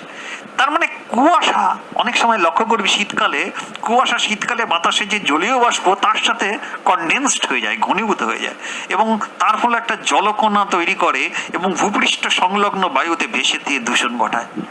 শহরাঞ্চলে এটা বেশি দেখা যায়। শহরাঞ্চলের বায়ুতে অ্যাকচুয়ালি কি হয়, অধিক পরিমাণ নাইট্রোজেনের অক্সাইডস থাকে, হাইড্রোকার্বনের উপস্থিতি থাকে। এই যে জলীয় বাষ্প, হাইড্রোকার্বন, নাইট্রোজেনের অক্সাইড এবং ধূলিকণা সবগুলো মিলে মিশে উজ্জ্বল সূর্যালোকের উপস্থিতিতে একটা ধোঁয়াশার সৃষ্টি করে, ওকে, এই ধোঁয়াশার সৃষ্টি করে। এবং এবং এই সূর্যালোকের উপস্থিতিতে বাতাসের এই যে নাইট্রাস অক্সাইড এনো, সঙ্গে বিভিন্ন উদ্বায়ী জৈব যৌগ, ওকে, বিভিন্ন, বিশেষত ধরতে পারিস হাইড্রোকার্বন, এইচসি, তারা আলোক রাসায়নিক বিক্রিয়া ঘটিয়ে প্রাথমিক এবং গৌণ দূষক পূর্ণ একটা ধোঁয়াটে একটা অবস্থা সৃষ্টি করে। দ্যাট পার্টিকুলার ধোঁয়াটে অবস্থাটাকে আমরা বলি আলোক রাসায়নিক ধোঁয়াশা, যাকে ইংরেজিতে বলা হয় ফটোকেমিক্যাল স্মোক। যেমন অ্যালডিহাইড যৌগ, নাইট্রোজেন ডাইঅক্সাইড, যেমন ওজোন, যেমন প্যান, এরা সব ফটোকেমিক্যাল স্মোক। যেমন ওর সাথে অক্সিজেন, যেমন অক্সিজেনের সাথে O2 বিক্রিয়া করলো সানলাইটে, O3 তৈরি করলো। যেমন NO2-র সাথে NOর সাথে O3 বিক্রিয়া করলো সানলাইটে, NO2 যোগ অক্সিজেন। যেমন হাইড্রোকার্বনের সাথে NO2 প্লাস O2 বিক্রিয়া করলো, উৎপন্ন করলো প্যান, পারক্সি অ্যাসিটাইল নাইট্রেট, ঠিক এরকম, ওকে। এবারে বলছে এগুলো হচ্ছে কারণ সিলেবাসে। এবারে বলছে বায়ু দূষণের ফলটা কি। ফলে একটা জিনিস আছে, থেকে বলছে অম্ল বৃষ্টি, অ্যাসিড রেন। সেটা কি অ্যাসিড রেন, এই যে টার্মিনোলজি, এটা প্রথম রবার্ট এঙ্গার বলে একজন বিজ্ঞানী 1872 খ্রিস্টাব্দে প্রথম প্রয়োগ করেছিলেন। তো বাতাসে যখন ভাসমান বিভিন্ন রাসায়নিক পদার্থ, যেমন সালফার ডাইঅক্সাইড, যেমন নাইট্রোজেন ডাইঅক্সাইড, যখন বৃষ্টির জলের সাথে, শিশিরের সাথে, তুষারের সাথে মিশে বিক্রিয়া করে, তাহলে কি করে, বলে অ্যাসিড তৈরি করে, H2SO4, HNO3, HNO2, হ্যাঁ, উৎপন্ন করে। এই যে অম্ল বৃষ্টিতে, এটাই যখন ভূপৃষ্ঠে পতিত হয় তখন অম্ল বৃষ্টি, অ্যাসিড রেন। অ্যাসিড রেনে 60 থেকে 70% হচ্ছে H2SO4, 30 থেকে 40% হচ্ছে HNO3, বাকি HCl। স্বাভাবিক যে বৃষ্টি হয় যখন স্বাভাবিক বৃষ্টির জলে ঈষৎ আম্লিক, কিন্তু pH 5.6, কারণ এতে তো জলের সাথে CO2 বিক্রিয়া করে H2CO3 তৈরি করে কার্বনিক অ্যাসিড থাকে। কিন্তু অম্ল বৃষ্টির pH, ওটা কিন্তু pH হচ্ছে 4, প্রায় 4। তাই মনুষ্য সৃষ্ট কারণই কিন্তু এই বায়ু দূষণটা হয়, অর্থাৎ অ্যাসিড রেনটা হয়। কারণ কলকারখানা থেকে জীবাশ্ম জ্বালানি দহন করলে NO2 বেরোবে, আর এই NO2 কথা তো একটু আগে শেখানো হলো। HNO3 H2SO4 এই অ্যাসিডগুলো উৎপন্ন করবে। তারা যখন জলীয় বাষ্পের সঙ্গে বৃষ্টির জলের সঙ্গে ভূপতিত হবে, তাহলে কি হবে? মাটিতে জলে এই অ্যাসিডের পরিমাণ বৃদ্ধি পাবে। তার মানে HCl কলকারখানা থেকে বেরোলো, অন্য কোনো উৎস থেকে বেরোলো, তাই হবে। এই অ্যাসিড রেন আমরা দুভাগে আলোচনা করতে পারি। আমরা বিভিন্ন পত্রপত্রিকায় দেখি অ্যাসিড রেনকে আমরা দুই ডিপোজিশনে পাই। একটা বলছে wet deposition and dry deposition. Wet deposition মানে কি? বলছে এই যে অম্লধর্মী গ্যাসগুলো থেকে যে জিনিসটা পাওয়া গেল, অর্থাৎ NOর থেকে, NOx থেকে বা SO2 থেকে যে HNO3 HNO2 আর H2SO4 পেলাম, এই অ্যাসিডগুলো যখন আম্লিক প্রকৃতির বৃষ্টি, বরফ, কুয়াশার আকারে ভূপাতিত হয়, তাহলে তখন আমরা অ্যাসিড রেনটাকে আমরা কি বলবো? Acid rain, acid snow, acid smoke. কিন্তু যখন ড্রাই ডিপোজিশন হবে, অর্থাৎ আম্লিক গ্যাসগুলো যখন বায়ুবাহিত হবে, দিয়ে বিভিন্ন উদ্ভিদ প্রাণীতে বা কোনো প্রাকৃতিক উপাদানে সঞ্চিত হবে, ধরা যাক কোনো পাথরের একটা কেল্লা বা তাজমহলের গায়ে আটকে গেল, বাড়িতে যদি কোনো পাথরের জিনিস থাকে তাতে পড়লো, তাহলে কি হবে? ক্ষতি। তখন তাকে বলবো ড্রাই ডিপোজিশন। তাহলে অম্লবৃষ্টির কারণে একটা পরিবেশে বিভিন্ন প্রত্যক্ষ পরোক্ষ কিছু ঘটনা পরিলক্ষিত হয়। কি হয় না, প্রথম যে কথাটা বলা উচিত সেটা হচ্ছে জলাশয়গুলো ক্ষতিগ্রস্ত হয়। কিরকম ক্ষতিগ্রস্ত হতে পারে? মানে অম্লবৃষ্টি যখন হয় তখন আর কি বেশিরভাগ জলাশয়ের অম্লত্বটা বেড়ে যায়, মানে পিএইচটা কমে যায়। ওকে, তার ফলে বেশি অম্লত্ব হয়ে গেলে সেখানে জলজ প্রাণীর বাঁচার একটা অন্তরায় হয়ে ওঠে। কোনো মানে সেই জল পান করা যাবে না। জলে ফাইটোপ্ল্যাঙ্কটন, জুপ্ল্যাঙ্কটনগুলো যদি মরে যাবে, অম্ল বৃষ্টির কারণে জলাশয়ের জলে অ্যালুমিনিয়াম ডিজলভ হবে, অত্যন্ত টক্সিক ওয়াটার তৈরি হবে, যা সমস্ত জলজ প্রাণীর মৃত্যুর কারণ হয়ে দাঁড়াবে। তাই ব্যাকটেরিয়া, নীলাভ সবুজ শ্যাওলা, এই যে জিনিসগুলো, এই যে সবুজগুলো, এগুলো সব মরে যাবে। তাই জলজ বাস্তুতন্ত্রকে রক্ষা করার জন্য, খাদ্য শৃঙ্খলকে রক্ষা করার জন্য অ্যাসিড রেনকে প্রতিহত করতে হবে। অ্যাসিড রেন জলজ খাদ্য শৃঙ্খলকে বানচাল করে দেবে।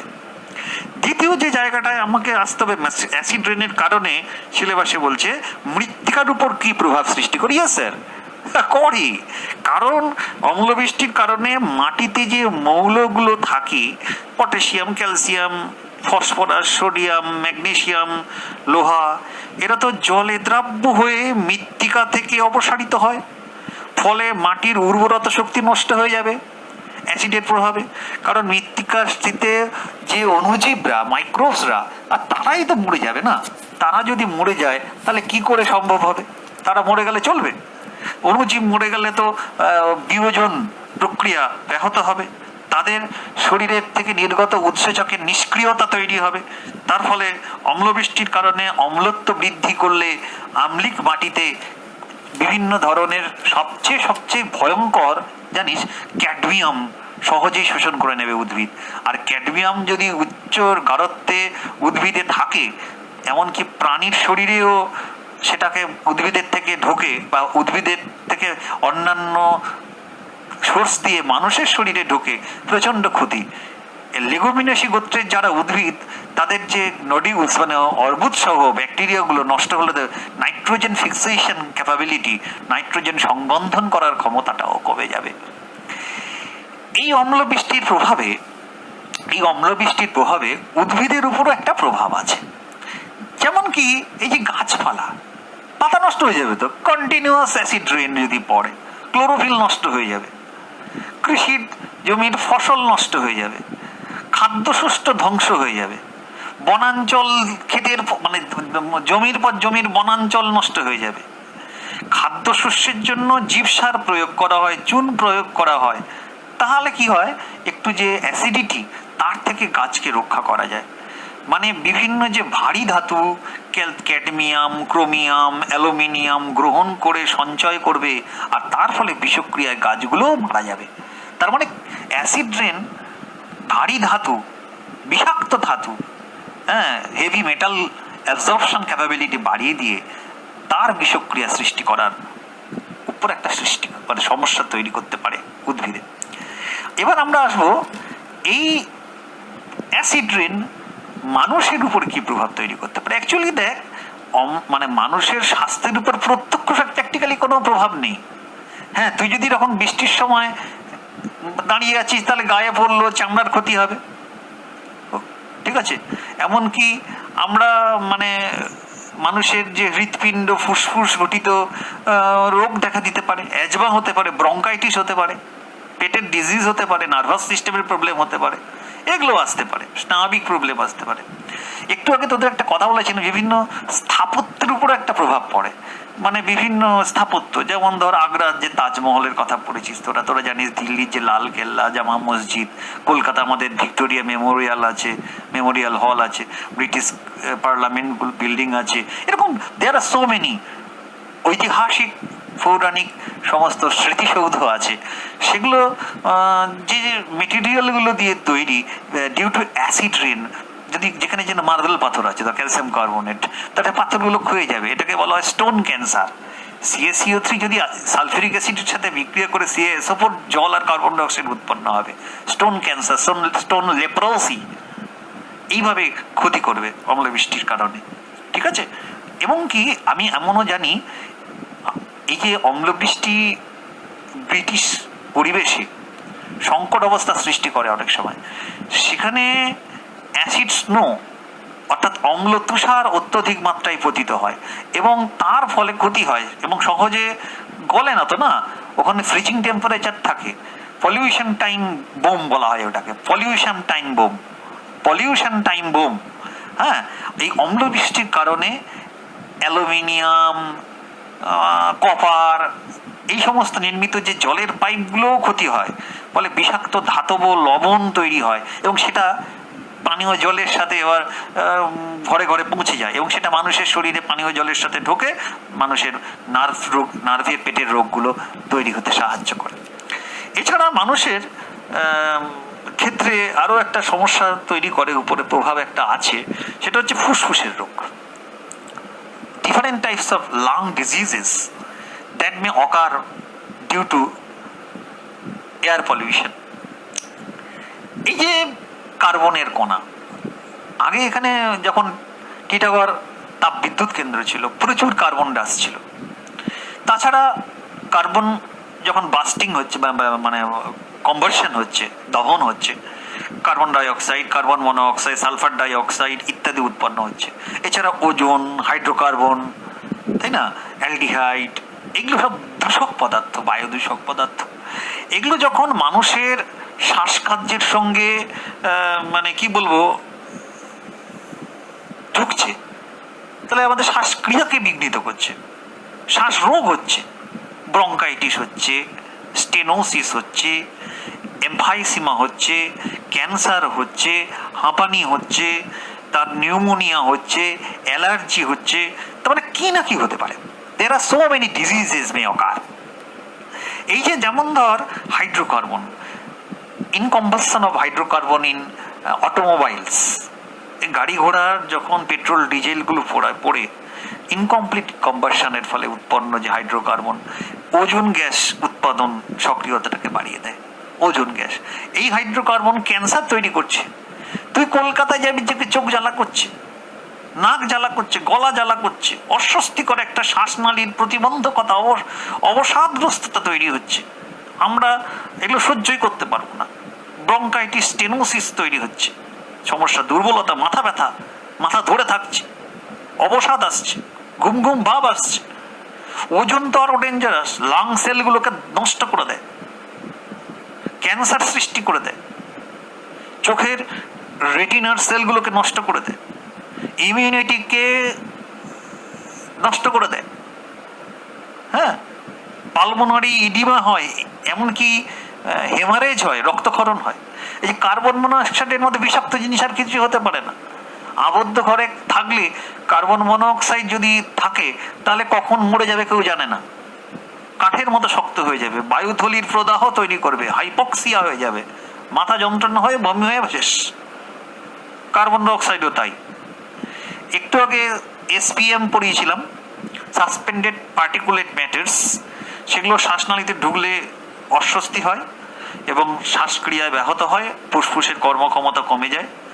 নাইট্রোজেন ডাইঅক্সাইডও তাই, শ্বাসনালীতে ক্যান্সার হয়, আবরণী কোষের সমস্যা তৈরি হয়। সালফার ডাইঅক্সাইড আমাদের হাঁপানি, কাশি, ফুসফুসের রোগ, দীর্ঘস্থায়ী হলে তো ফাইব্রোসিস হয়ে যাবে, ফুসফুসের স্বাভাবিক সংকোচন প্রসারণের যে ক্ষমতা সেটা নষ্ট হয়ে যাবে, সেটা লক্ষ্য রাখতে হবে। তাহলে এই হয়ে গেল বায়ু দূষণ। তাহলে বায়ু দূষণে জল দূষণ তার কারণের মধ্যে দুটো কথা, কৃষিক্ষেত্রের বর্জ্য, এগ্রিকালচারাল রান অফ, জীবাণু, আর ফলাফলে আছে রোগ আর ইউট্রফিকেশন। রোগের মধ্যে দুটো রোগ আছে, একটা কলেরা, একটা টাইফয়েড। ওকে, চলো শুরু করি। এই যে জল দূষণ, ওয়াটার পলিউশন, এখানে একটা প্রাকৃতিক কারণে হয়, মনুষ্য সৃষ্ট কারণে হয়। জলে যদি কোনো অবাঞ্ছিত, দূষিত, বিষাক্ত বস্তু মিশে যায় তাহলে জলের কোয়ালিটি কিরম কোয়ালিটি? ফিজিক্যাল কোয়ালিটি, ভৌত প্রকৃতি, কেমিক্যাল কোয়ালিটি, রাসায়নিক প্রকৃতি, অর্গানিক ক্যারেক্টারিস্টিক্স, জৈব বৈশিষ্ট্য পাল্টে যায়। তখন মানুষ এবং অন্যান্য প্রাণীর পান অযোগ্য, নন ড্রিঙ্কেবল, একটা জলজ জীবের বাসের অযোগ্য একটা পদার্থ হয়ে ওঠে। তখন আমি তাকে বলি জল দূষণ হয়েছে। একটা পানীয় জল, তার স্বাভাবিক পিএইচ হলো 6.5 থেকে 8.5।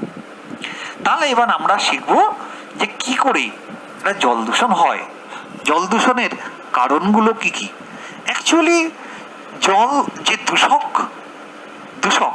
এয়ার পলিউটেন্ট বলেছি না, এবারে ওয়াটার পলিউটেন্ট। এই জল দূষক আমি যদি উৎস অনুসারে ভাবি, মানে ইন টার্মস অফ সোর্স, একটা কেন্দ্র ভিত্তিক নির্দিষ্ট উৎস থেকে নির্গত হচ্ছে। কলকারখানা থেকে বর্জ্য জল, কলকারখানার নোংরা আবর্জনার জল, নোংরা কেমিক্যাল জল, উত্তপ্ত গরম জল পুকুরে, নদীতে, জলাশয়ে ফেলে দেওয়া হচ্ছে। অকেন্দ্র ভিত্তিক, ধরা যাক বৃহত্তর একটা জায়গায় স্বল্প মাত্রায় থাকে, যেমন প্রচন্ড বড় জলাশয়, শস্য ক্ষেত্রে রাসায়নিক পদার্থ ধুয়ে চলে এলো। ধরা যাক একটা ধান ক্ষেত, মাঝখানে একটা পুকুর, ধান খেতে কেমিক্যাল ইউজ করা হচ্ছে, ধান ক্ষেতের জলের সাথে মিশে মিশে এসে পুকুরের জলে এসে মিশছে। ক্লিয়ার? আবার দূষকের প্রকৃতি অনুসারেও আলোচনা করতে পারি। আমি তিনটে শব্দ ইউজ করেছিলাম রে, একটা বলেছিলাম ভৌত, একটা বলেছিলাম রাসায়নিক, একটা বলেছিলাম জীবিত, জৈবিক। ভৌত মানে দুর্গন্ধযুক্ত জল, ঘোলা জল, উত্তপ্ত জল। রাসায়নিক মানে কোনো অজৈব রাসায়নিক পদার্থ মেশানো আছে, ডিটারজেন্ট মেশানো আছে, সাবান মেশানো আছে, তাই না, কীটনাশক মেশানো আছে, কোনো ক্ষতিকারক ভারী ধাতু মেশানো আছে, ক্যাডমিয়াম, লেড, তারপরে পারদ, আর্সেনিক মেশানো আছে। আবার জৈব পদার্থ মেশানো জল, যেমন পচনশীল জৈব বস্তু, নোংরা নর্দমার জল, আবর্জনার পৌর জল, কচুরিপানা জমে আছে যে পুকুরে তার পচা জল ইত্যাদি। আর জৈবিক উৎস মানে এটা কি বলতো, যেখানে প্রচুর জীবাণু আছে, there are so many microbes, disease producing microbes যে জলে পাওয়া যাবে। সেটা ব্যাকটেরিয়া, প্রোটোজোয়া, কৃমি আছে, নিমাটোডা আছে, ছত্রাক আছে। সেই জল কি ইউজ করা যায় নাকি? সেগুলো থেকে তো আমাদের ইনফেকশন হবে না। তাই সেটাও হচ্ছে ইনফেক্টেড ওয়াটার, অর দূষক জল, বায়ু দূষক, জল দূষক। এইবারে আমি সিলেবাসে পড়াচ্ছিলাম না, যে কি ছিল, বলছে জল দূষণের কারণ। প্রথমটা কি দেখালো, বলছে কৃষি ক্ষেত্রের বর্জ্য। মানে কি, কৃষিক্ষেত্রে শস্য উৎপাদন করতেই হবে এবং উপযুক্ত জলসেচ ব্যবস্থা দরকার, যেমন সঙ্গে সঙ্গে উৎপাদনের পরিমাণ বাড়াতে গেলে রাসায়নিক সার প্রয়োগ করতে হয়েছে, আর তখনই হয় জল দূষণ। কারণ কৃষিক্ষেত্রে যখন বিভিন্ন ধরনের ইনসেকটিসাইড ইউজ করা হয়, যেটা যেটা জলের সাথে মিশে জলকে দূষিত করে। এই কীটনাশকগুলো গ্যামাক্সিন বেনজিন হেক্সাক্লোরাইড হতে পারে, ডিডিটি হতে পারে, তারপরে ফলিডল হতে পারে, অ্যান্ড্রিন হতে পারে। এগুলো নিজে থেকে ইউজ করতে পারি আমরা, প্রাকৃতিকভাবে বিশ্লিষ্ট হয় না। আমরা একটু আগে পড়েছিলাম এরা হচ্ছে নন বায়োডিগ্রেডেবল, অভঙ্গুর রাসায়নিক পদার্থ, তাই না, দূষক। তাই নিজে থেকে প্রাকৃতিকভাবে বিশ্লিষ্ট হয় না।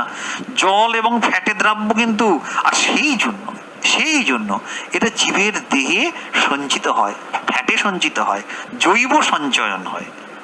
শব্দটা কি ইউজ করলাম? জৈব সঞ্চয়ন, বায়ো অ্যাকুমুলেশন হয়। খাদ্য শৃঙ্খলের প্রত্যেকটা পুষ্টি স্তরে, ধর উদ্ভিদে জমা হলো, প্রডিউসার উৎপাদক প্রাথমিক খাদ্যকে শরীরে যাবে, সেখান থেকে গৌণ প্রগৌণ সর্বোচ্চ শ্রেণীর খাদ্যকে যাবে, থ্রু ফুড চেইন প্রতিটি পুষ্টি স্তরের দূষকগুলি ক্রমান্বয়ে ক্রমবর্ধমান মাত্রায় সঞ্চিত হবে। এটাকে আমরা বলবো জৈব বিবর্ধন, biomagnification, bioaccumulation, biomagnification. এই যে কৃষিক্ষেত্রে শস্যাদির উৎপাদনশীলতা বৃদ্ধির জন্য আমাদের হার্বিসাইড ইউজ করতে হয়, আগাছানাশক। তোমরা 2,4-D MCPA পড়েছো। আমরা ছত্রাকনাশক ফাঙ্গিসাইড ইউজ করি। এগুলো কিন্তু অতিরিক্ত ব্যবহার করার ফলে জলাশয় দূষিত হচ্ছে, মানে পরিবেশের ক্ষতি হচ্ছে। ব্যাপক হারে এরকম রাসায়নিক সার যদি আমরা ব্যবহার করি এবং সেটা যদি বৃষ্টির জলের সঙ্গে জলাশয়ের জলের সাথে সংমিশ্রিত হয়, এবং সেটা তাহলে কি হবে বলতো?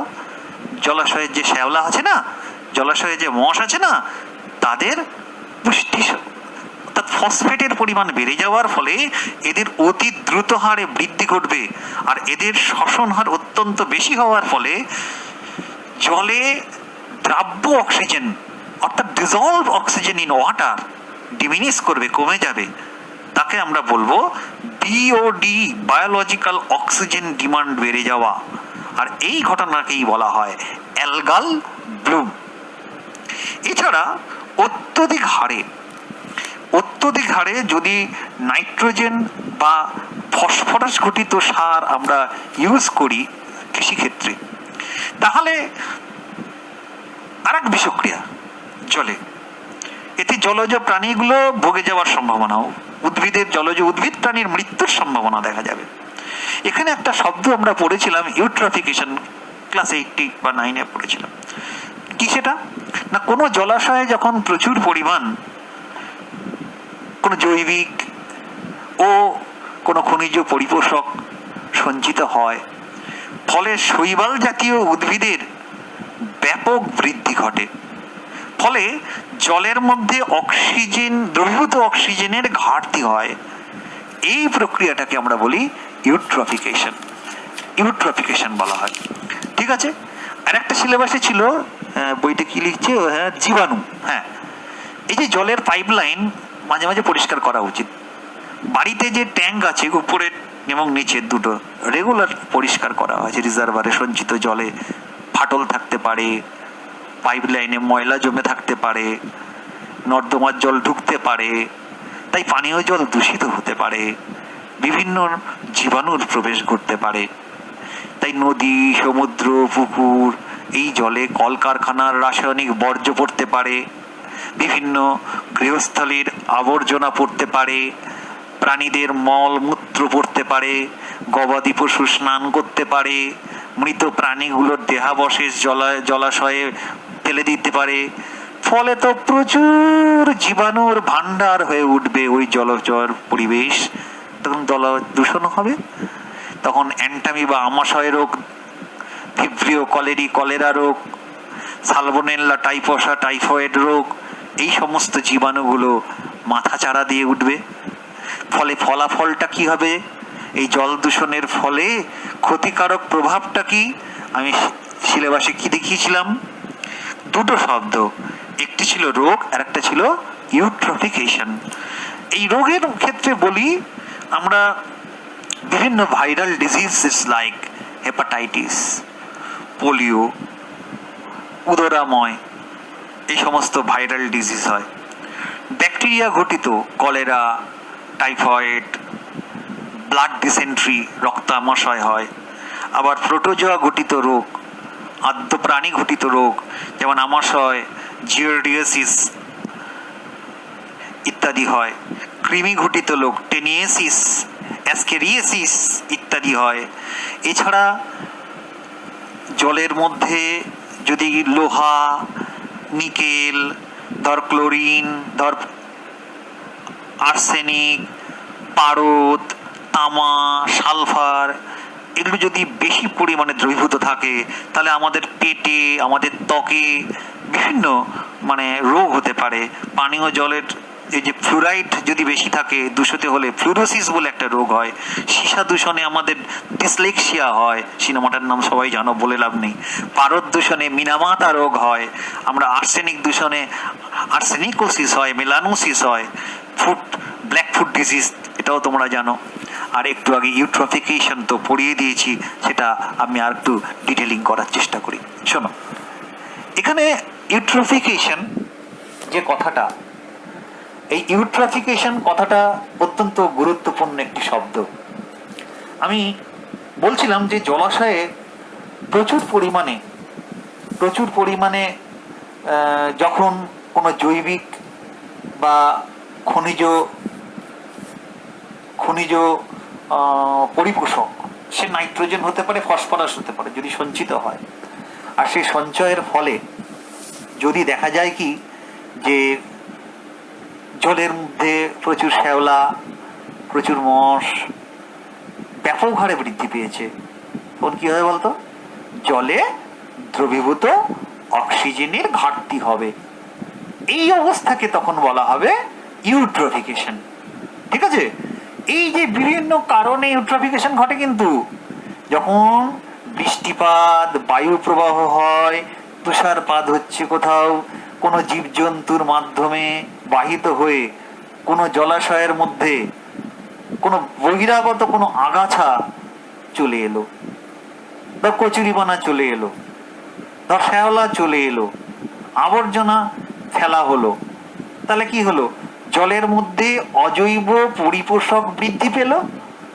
এই যে কৃষিক্ষেত্রে যে কীটনাশক, ছত্রাকনাশক ইউজ করা হয়, আগাছানাশক ইউজ করা হয়, এই যে নাইট্রোজেন, ফসফরাস ঘটিত সার ইউজ করা হয়, এবার ভেবে দেখতো জল এগুলো ধুয়ে, বৃষ্টির জলের সাথে ধুয়ে এসে জলাশয়ে মিশলে কি হবে? ইউট্রফিকেশন হবে। এই যে যখন পুকুরে কাচা হচ্ছে, জামা কাপড় ডিটারজেন্ট ইউজ করছিস, ওতে কি আছে? ফসফেট আছে না? ওগুলো দিয়েই তো জলে এসে মিশছে। এই যে ক্লামাইডোমোনাস ভলভক শ্যাওলাগুলো আছে, এরাও তো ইউট্রফিকেশন করে। এই যে বাদামি সবুজ শ্যাওলা, এদের আধিক্য বাড়ে। এই যে অ্যানাবিনা নস্টক, নীলাভ সবুজ শ্যাওলা, স্পাইরোলিনা, এরাও কিন্তু জলাশয়ে আধিক্যের ফলে কি করে? ইউট্রফিকেশন ঘটাতে সক্ষম হয়। তাহলে আমরা ইউট্রফিকেশনের এই কারণগুলো জানতে পারলাম। আগাছা দ্বারা আচ্ছাদিত হওয়া, শৈবাল এবং মস দ্বারা এইভাবে ইউট্রফিকেশন ঘটতে থাকে। এইবারে আমাকে যেটা পড়াতে হবে, এই ইউট্রফিকেশনের নেগেটিভ দিকটা কি? দেখ, একটা বদ্ধ জলাশয়ে যখন ইউট্রফিকেশন হবে, তখন শৈবালের সংখ্যা বাড়ছে না? শৈবাল যত বাড়ছে, তারা তো বাঁচার জন্য, শ্বসন করার জন্য অক্সিজেন নিচ্ছে। যত শৈবাল বাড়বে, অ্যালগাল ব্লুম হবে, তত তারা ডিজলভ অক্সিজেনকে নিতে থাকার জন্য অক্সিজেনের ঘাটতি হবে। যত অক্সিজেনের ঘাটতি হবে, তত সমস্যা তৈরি হবে পচন। কারণ আস্তে আস্তে শ্যাওলাগুলো পুঁছতে থাকবে,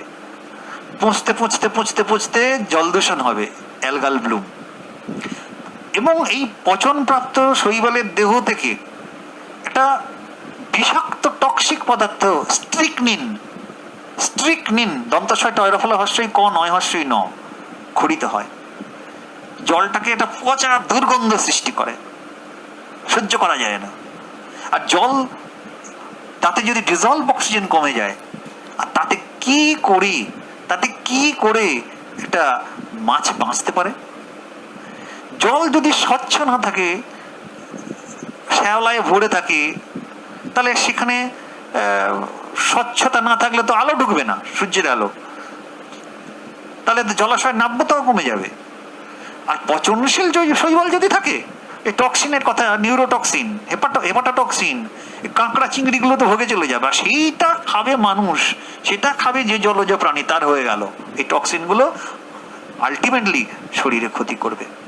তার মানে প্রাকৃতিকভাবে ইউট্রফিকেশন হয়, কৃত্রিমভাবে ইউট্রফিকেশন হয়, ক্ষণস্থায়ী অ্যালগাল ব্লুম হয়, দীর্ঘস্থায়ী অ্যালগাল ব্লুম হয়, এবং আমরা এই বড সম্বন্ধে জানলাম ইত্যাদি। এইবার আমাদের যে জায়গাটা পড়াতে হবে সেটা কি? দেখো, আমরা ইউট্রফিকেশন কথাটা বলতে গেলে একটা প্রাকৃতিক ইউট্রফিকেশনের কথা বলছিলাম। বলে কি জিনিস? দেখো, একটা যখন বায়ু প্রবাহ চলে, বৃষ্টিপাত হয়, তুষারপাত হয়, এক্ষুনি বলা হচ্ছিল, জীবজন্তুর মাধ্যমে যখন বাহিত হয়ে জলাশয়ের বাইরে সৃষ্ট কোনো পুষ্টি পদার্থ, আমি বলছিলাম কি, নাইট্রোজেন এবং ফসফরাস ঘটিত জলাশয়ে মুক্ত হয় এবং জলজ শৈবালের আধিক্য বৃদ্ধি করে দেয়। It is natural eutrophication. কিন্তু আরেকটা হচ্ছে আর্টিফিশিয়াল ইউট্রফিকেশন হতে পারে। আর্টিফিশিয়াল মানে হচ্ছে কৃত্রিম ভাবে, যখন কোনো ঘর বাড়ি শিল্প কারখানা থেকে জল বেরোচ্ছে, ঠিক আছে, কৃষিক্ষেত্রে যখন সার প্রয়োগ, এক্ষুনি বলা হচ্ছিল বায়ু দূষণের বৃদ্ধি কারণে জলাশয়ের শৈবালের আধিক্য হচ্ছে, দ্যাট ইজ কল্ড আর্টিফিশিয়াল, কৃত্রিম। এই যে অ্যালগাল ব্লুম, এটা মানে ক্ষণস্থায়ী হতে পারে, দীর্ঘস্থায়ী হতে পারে। যেমন ধর, যদি মানে ইউগ্লিনা, ক্ল্যামাইডোমোনাস, ভলভক্স, এই শ্যাওলাগুলো ইউট্রফিকেশন যদি হয়, তখন সেটা বলছে ক্ষণস্থায়ী। বললো এক্ষেত্রে জলটা লালচে বাদামি, সবুজ বাদামি একটা রং তৈরি হবে। কিন্তু অ্যানাবিনা, নস্টক, স্পাইরুলিনা যে জলাশয়ে জন্মাবে, অধিক যদি জন্মায়, সেটা যদি দীর্ঘস্থায়ী ইউট্রফিকেশনের সৃষ্টি করে এবং মানে এমন একটা উপরিভাগে স্তর তৈরি করে দেবে, সূর্যের আলো গভীরে প্রবেশ করতে পারবে না, পার্মানেন্ট অ্যালগাল ব্লুম তৈরি করবে।